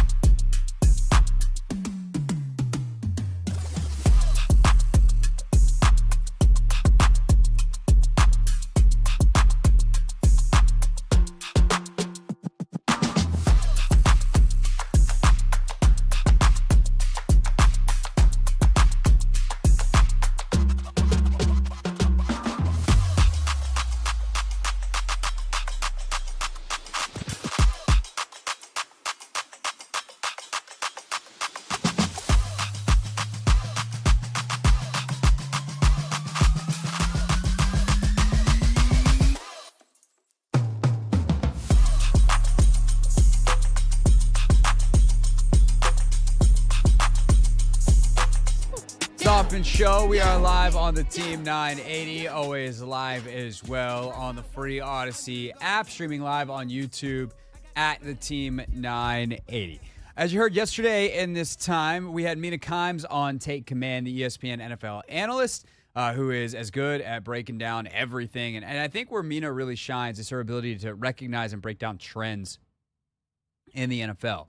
And that makes what she said about who she would take at the number 2 overall pick for the Commanders really quite interesting when I asked her that direct question on the podcast. Yeah, my pick is Drake Maye, which going into this whole draft season, I thought was going to be the consensus. Turned out it's far from the consensus. In fact, you've got Jane Daniels now being picked to go first overall by some analysts. But for me, it's Maye for a number of reasons. The biggest one is I just think the traits at this point, when you look around the NFL and you see the quarterbacks like Mahomes, Josh Allen, Justin Herbert, that common thread of the unbelievable arm talent with the second reaction ability is something that I see in Maye, which isn't to say he's going to be any of them, but I think he's very very unique in that way. I also think at North Carolina, he faced a ton of adversity, lapses in pass protection, vastly inferior weapons, of course, to Daniels. And I think that explains a lot of the issues at time you saw on tape. So I like his upside a lot. Might take him a second to sort of reach the ceiling, but I think because of how high the ceiling is, I would take him second overall. So, Ant, I hear that, and I have so much respect for Mina and so many of the other people that agree with her, and yet I have a hard time getting on board with it, and I'm trying to make sense of why. Because on a traits level, everything she says is obviously correct. The ability to have that, the second reaction is like the hot term of the moment, where it's like, okay, first thing isn't there. How do I extend this play to allow my receivers to get open down the field, and then can I deliver a ball? And you see Drake Maye do that all over the place, where you don't really see a lot of that from Jaden Daniels because often his second reaction is to run, and he is very productive as a runner. He had over 1,100 yards, and you're like, okay, well, good. The work like crazy at LSU. Probably won't work that well in the NFL, but it could work really well because he's really fast. And like I saw a line in Dane Brugler's scouting report on Jaden that I love, which was basically he destroys pursuit angles. Daniels, like as a runner, you think you have him, and then you're tackling 2 feet behind his shoelaces, and you're like, I had him, coach. He was right there. No, he wasn't, son. He's 15 yards downfield now. But with Maye, his ability to like bounce and move and do some of that stuff within and kind of change where the pocket is what makes Caleb Williams that number one guy. It's what makes Mahomes. It makes Allen and Herbert and a lot of these guys that make all these plays the top quarterbacks in the league. And even Lamar has this. There's a lot of Lamar, Jaden Daniels comparisons because of how defenses have to play them because of their big playability with their legs. But Lamar has that ability to stay within the pocket or at least stay behind the line of scrimmage and extend plays to throw in a way that Drake Maye is really special potentially at. But I think the other part of it that I think is interesting is I liked the scout that was quoted in Standig's piece that Maye is Herbert light.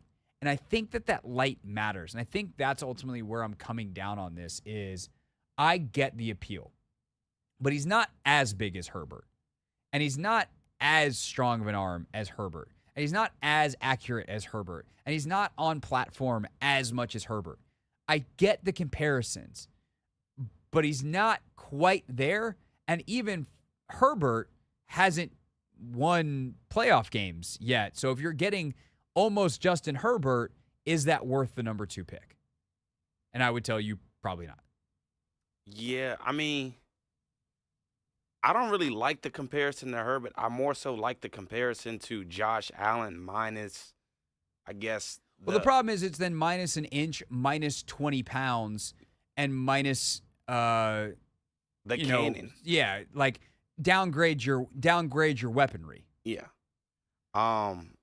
But also I just can't stop thinking about the Sam Howell comparisons as well. Drake Maye concerns me a lot. Yeah. It's the footwork, the not being able to hit the routine throws. I know Schlereth said that on his podcast, the Stinkin' Truth podcast, a Fine Odyssey production. He was like, I don't know how you take a guy who can't do the simple stuff. And, the counter to that is easy. The counter to that is, well, Josh Allen figured it out because Josh Allen had a 57% completion percentage his final year at Wyoming. 57%. Wild man on tape. And he figured it out because the Bills did a good job of doing a lot of running early, both with him and their running backs and letting him kind of ease into being a pro. And, that ramp allowed him to get where he needed to go. And instead, you have other, for instance, last year, they asked Sam Howell to run full speed up a bunch of steps and eventually got, 3/4 of the way up the steps and started to trip and fall on his face a lot because you get tired of running up steps for that long. And it's like, nah, you just get a nice gradual incline, nice easy ramp, and you're probably less likely to fall. Yeah. I mean, so we think about the Sam Howell stuff. I think he got off to a great start. We also saw strides. And maybe I just think his plate got a little bit too full. But if we're basing, our projection of what Drake Maye could be based on Sam Howell's first 8 games or so, I mean, I think it's something, worth, taking a chance on just because of the growth, the coachability during that stretch of the season anyway. Yeah, and I think that some of the stuff with Maye you look at in 22 that was better, and they changed coaches in 23, and I don't think the coaching was that great that Drake Maye got. And here's a question I want you to chew on for the next segment. We're gonna put Daniels to the side for a second. We picked him in our mock draft. I think we both would at this point be like, you wanna know what? The right balance for us is just to take Jaden Daniels. Risk, reward, short-term upside, long-term upside. I think Jaden Daniels is probably the guy at this point. But if we're going to compare Maye and McCarthy, I have a comparison next that would you rather have a light version of this guy or a plus version of that guy that's really going to test what people think they want in an NFL quarterback. That comparison next on the Hoffman Show.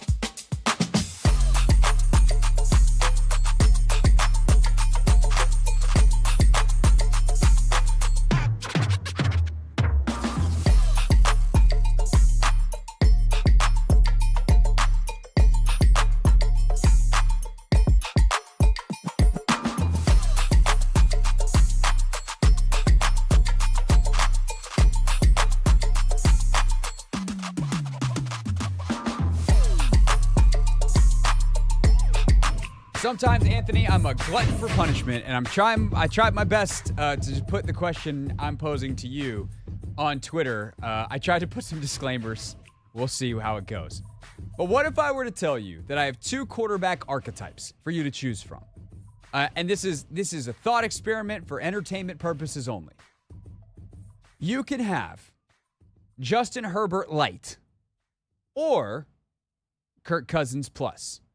Herbert light means his arm he's not quite as big, his arm's not quite as strong.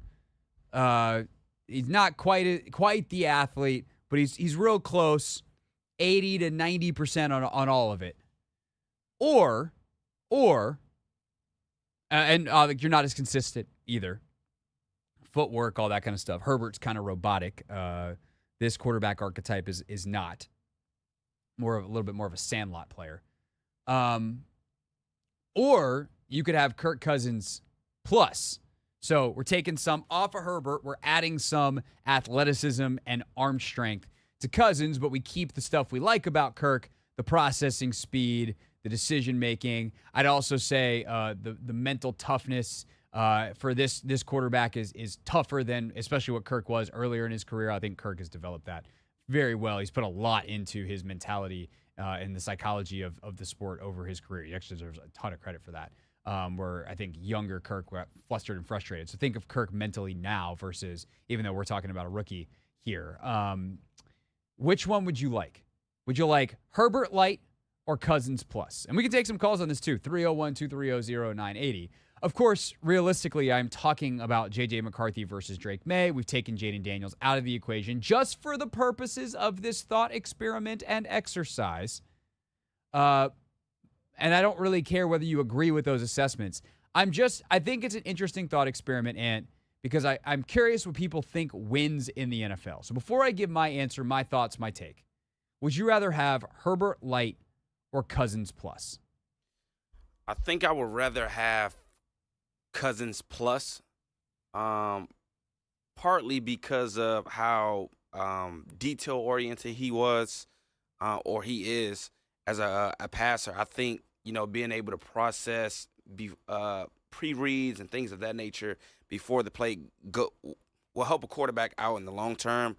But also, if Kurt was a little bit more mobile in the pocket, could get away from, the defensive tackles and defensive ends, I think that will make him a little bit more scarier. Not to say he's a statue in the pocket, but no, he moves well. But there are times that his size, like he is the one quarterback below 205 pounds that succeeded in the last 20 years. Yeah. And there are times where you're like, oh, that's why the other quarterbacks fail, where Kirk does turtle up and just go down, and he's good at protecting himself, and he lives for the next down, which is why he stayed healthy until the Achilles.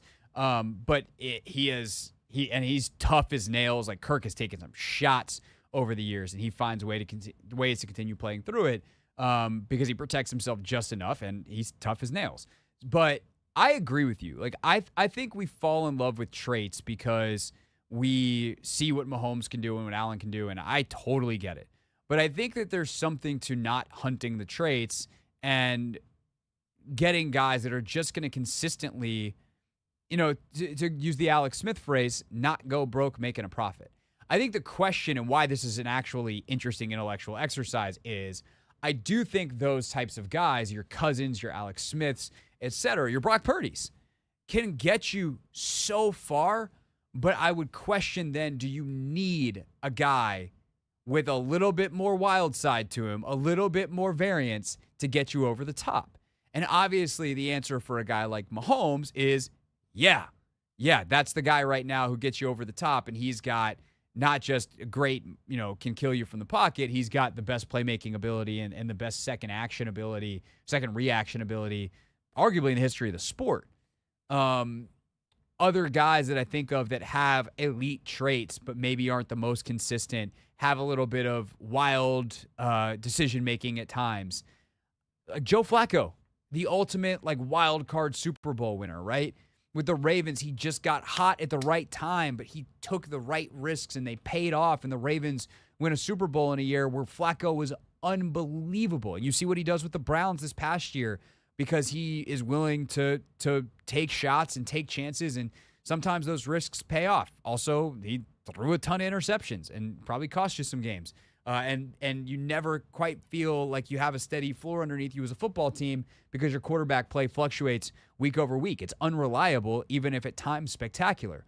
And so, if Mahomes is the modern day GOAT, or the greatest of the GOCT, the greatest of current times, not the GOAT. I don't know how that acronym sounds out. Be very phlegmy. GUCT. Point is, he's got the second reaction ability stuff. Brady was the ultimate surgeon from the pocket. Moved very well in the pocket, for sure, but super pocket manipulator to a point that I would say, if you want the pick the nicest car you can think of. Lamborghini, Ferrari, Aston Martin. Bugatti. Bugatti version of Kirk Cousins. Yep. It really is Tom Brady, right? Yeah. Super ultimate processor, never makes mistakes, never gets flustered, always comes through in the clutch. Some of all the areas where Cousins has fallen short at times, despite mostly being very good, Brady just kept going. But it was never spectacular outside of the appreciation of just how damn accurate and correct and on time he was all the time. And so would you rather have, if you're not getting the maximalist version of either, would you rather have, we're going to call it Justin Herbert Light or Kirk Cousins Plus? I would go Cousins Plus. Anthony would go Cousins Plus. Let's go to Gus on the Team 980 listener line. Gus, which archetype would you rather have? I go Herbert Light because it's the number 2 pick. Cousins was allowed to be a backup for 3 years. I know he played here and there, but he was allowed to fail without these big expectations on him. And so that goes to the fact that you're a system passing type quarterback. You think Cousins survives the Eric Bieniemy treatment early in his career? I don't. I think it would have ruined him. But Herbert would have. I mean, here's the thing, though. I would assume that you would then take this is not assuming that you then commit coaching malpractice with either of them. This is assuming that you take them and then use them for what they are. You let the Herbert Light archetype play around a little bit and see what happens, and you try to run a, not necessarily like a West Coast Shanahan, but the same kind of model that they've run in San Francisco where you make that quarterback a point guard and get the ball out of his hands to your playmakers as often and as quickly as possible, and let his decision-making shine. This isn't to say that you have to do it one way or the other, but it's which one would you rather have to build around knowing what you have? It'd still be Herbert because even Shanahan only really did well when Trent Williams got on the picture, right? So, I mean, we don't have that offensive line for us, so. Yeah, I think that's an oversimplification of it. He's been a successful offensive coordinator in basically every stop. He was awesome with Matt Ryan in Atlanta. They went to a Super Bowl. He's gone to 2 Super Bowls with Brock Purdy. or one with Brock Purdy and one with Jimmy Garoppolo in San Francisco. And that's kind of my point is like, I would take the Cousins plus because I know like that point guard model is one that I think that I can build around and win with, where even if I get great skill players around a Herbert Light, if he doesn't really have all the talent to make him shine and he himself is not going to be a playmaker on a consistent enough basis, then I'm wasting playmakers and I'm probably going to find myself frustrated at the end of a lot of seasons. But I don't think it's concrete. Let's go to Zoe. Zoe, thanks for calling. You're on the Hoffman Show. Hey, Craig, how you doing? Thank you for taking my call. I'm going with Herbert Light all day. Why would you go Herbert Light? I mean, bottom line is the ceiling.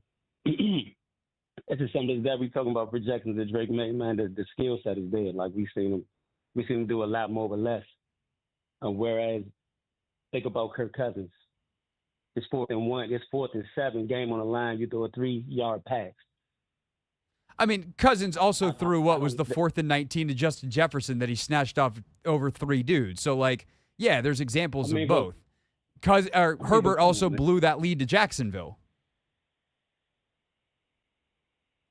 Well, how many years have Herbert been in the league, and how many years have Kirk been in the league? But my point is that you're not getting Herbert, and you're getting more than Cousins. Okay, I'm tracking. Right, and that's kind of what I'm saying with the archetype, right? Is like, it's not about would you rather have Herbert or Cousins, because then you're getting Cousins, and Herbert, not Herbert Light and Cousins plus, in which case, yeah, I'd rather take Herbert, so I'm not crazy. Come on now. But it's right. Would you rather have the point guard with a little bit of athleticism and some playmaking and some of that, or a guy who does a lot more of that, but down in, down out doesn't have the consistency? And you might still say, I'll take my chances with the variance. Have the consistency. I can win with consistency, but right. Of course we're looking for someone that can beat Mahomes. So that's what I was thinking. Yeah, I misunderstood the question. I'm with you on it. Okay, cool. No, I appreciate the call, and I'm glad we talked that out because I'm sure you weren't the only one. Appreciate that call. But that's the thing is like. And who knows? Maybe McCarthy isn't the Cousins plus. Maybe McCarthy is Cousins, or not even Cousins from consistency. And he's got a little bit more wild man to him, but not the consistency that Kirk has had. In which case, he's definitely not worth taking number 2 overall. And maybe Maye is not Herbert Light. He's some Herbert Josh Allen combo, and he's somewhere between the two, where he's better than Herbert, but not quite as good as Josh. Because he's less robotic than Herbert is and has some of that Allen playmaking ability, and he's absolutely the right pick. Or maybe they're both wrong, and Jaden Daniels, and none of this matters for Washington, and this is a New England Patriots problem. But that's kind of my thing is I think people look at, oh, well, he could be, and I'm like, yeah, but he could make the spectacular play. I mean, I was watching some of Maye this morning, and there's a play where he does one of these like underhand shovel pass deals as he's getting sacked. And you're just like, God, I got to have that playmaking. But then you go watch McCarthy in some games too, and it's just ripped seam after ripped slant after perfect ball. And then he does roll out and make a play or fire one 20 yards on a frozen rope off a play action and create a big play to a Roman Wilson. It's there. And that's why it's, for me, Cousins plus or a Herbert Light, to use a term that a scout used in Ben Standig's piece in The Athletic. And that's kind of the archetype situation that you're picking from if you want to choose between Maye and McCarthy, which I think is ultimately going to be the Patriots' problem or maybe the Vikings' problem or whoever, Vegas, Denver's problem at 3 if Washington says, we don't really care, we're just going to take Jaden Daniels at 2. It's the Hoffman Show. We're on the Team 980. We're always live as well on the free Odyssey app. And when we get back, we wrap up the show with real things, real people said into real microphones.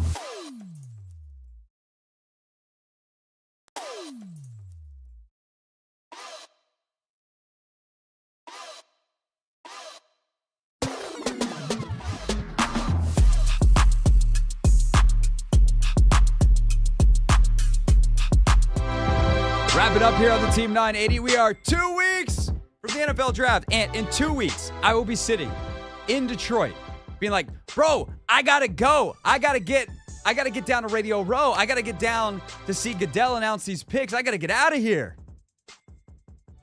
I'm jealous. But I won't be there, Craig. I know. I wish you could come. That'd be great. It in. That'd be great. I wish you could. What show field trip would you most want to come on? We've done Indy, we've done Super Bowl Radio Row, we're now doing the draft.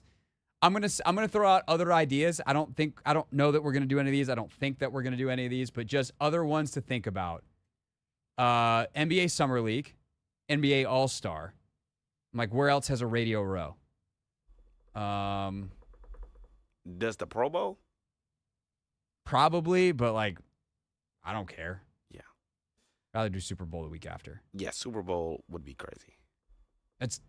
So Super Bowl, Combine, NBA All-Star, NBA Summer League, NBA NFL All-Star Draft. would be fun. All-Star would be super fun. Summer League is actually super fun as well. Yeah. Any other ideas? Where else could we take the show?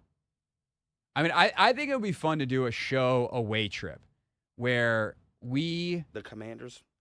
like we did like obviously the easiest one to do would be Philly from a driving standpoint, but like Commanders fans travel really well.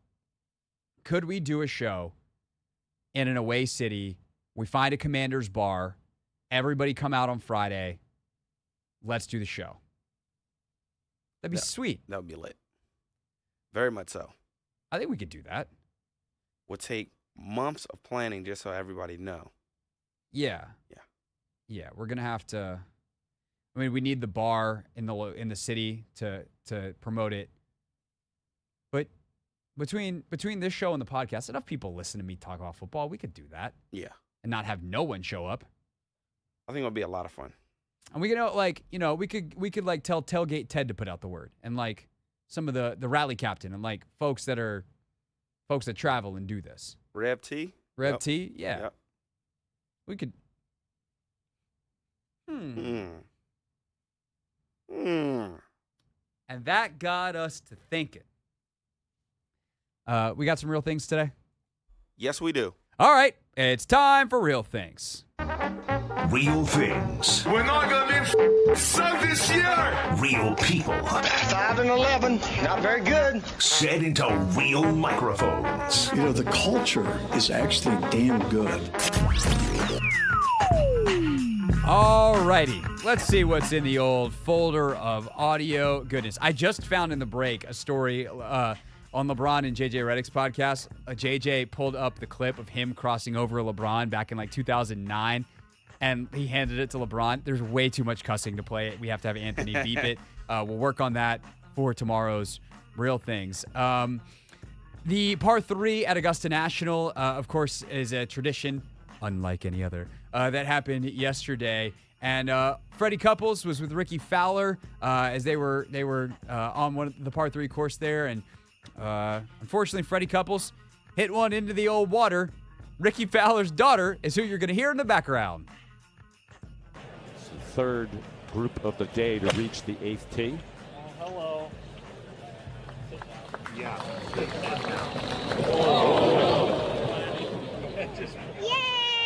Yay!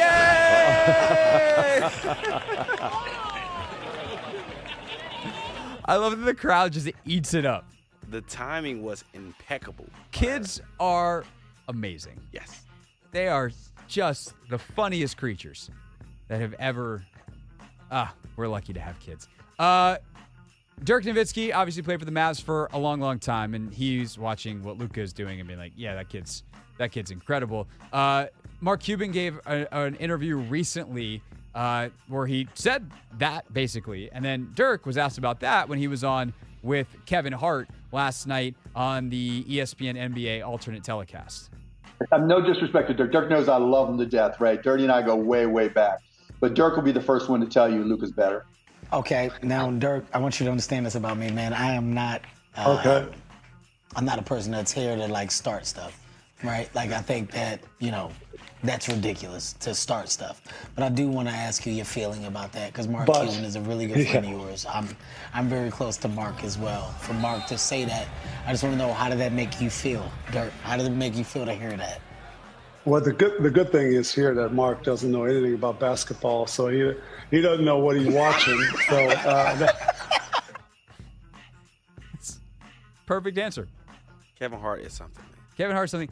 You know what might be funnier? Dirk. Yes. That dude is hysterical. All right, we'll see you tomorrow on The Hoffman Show.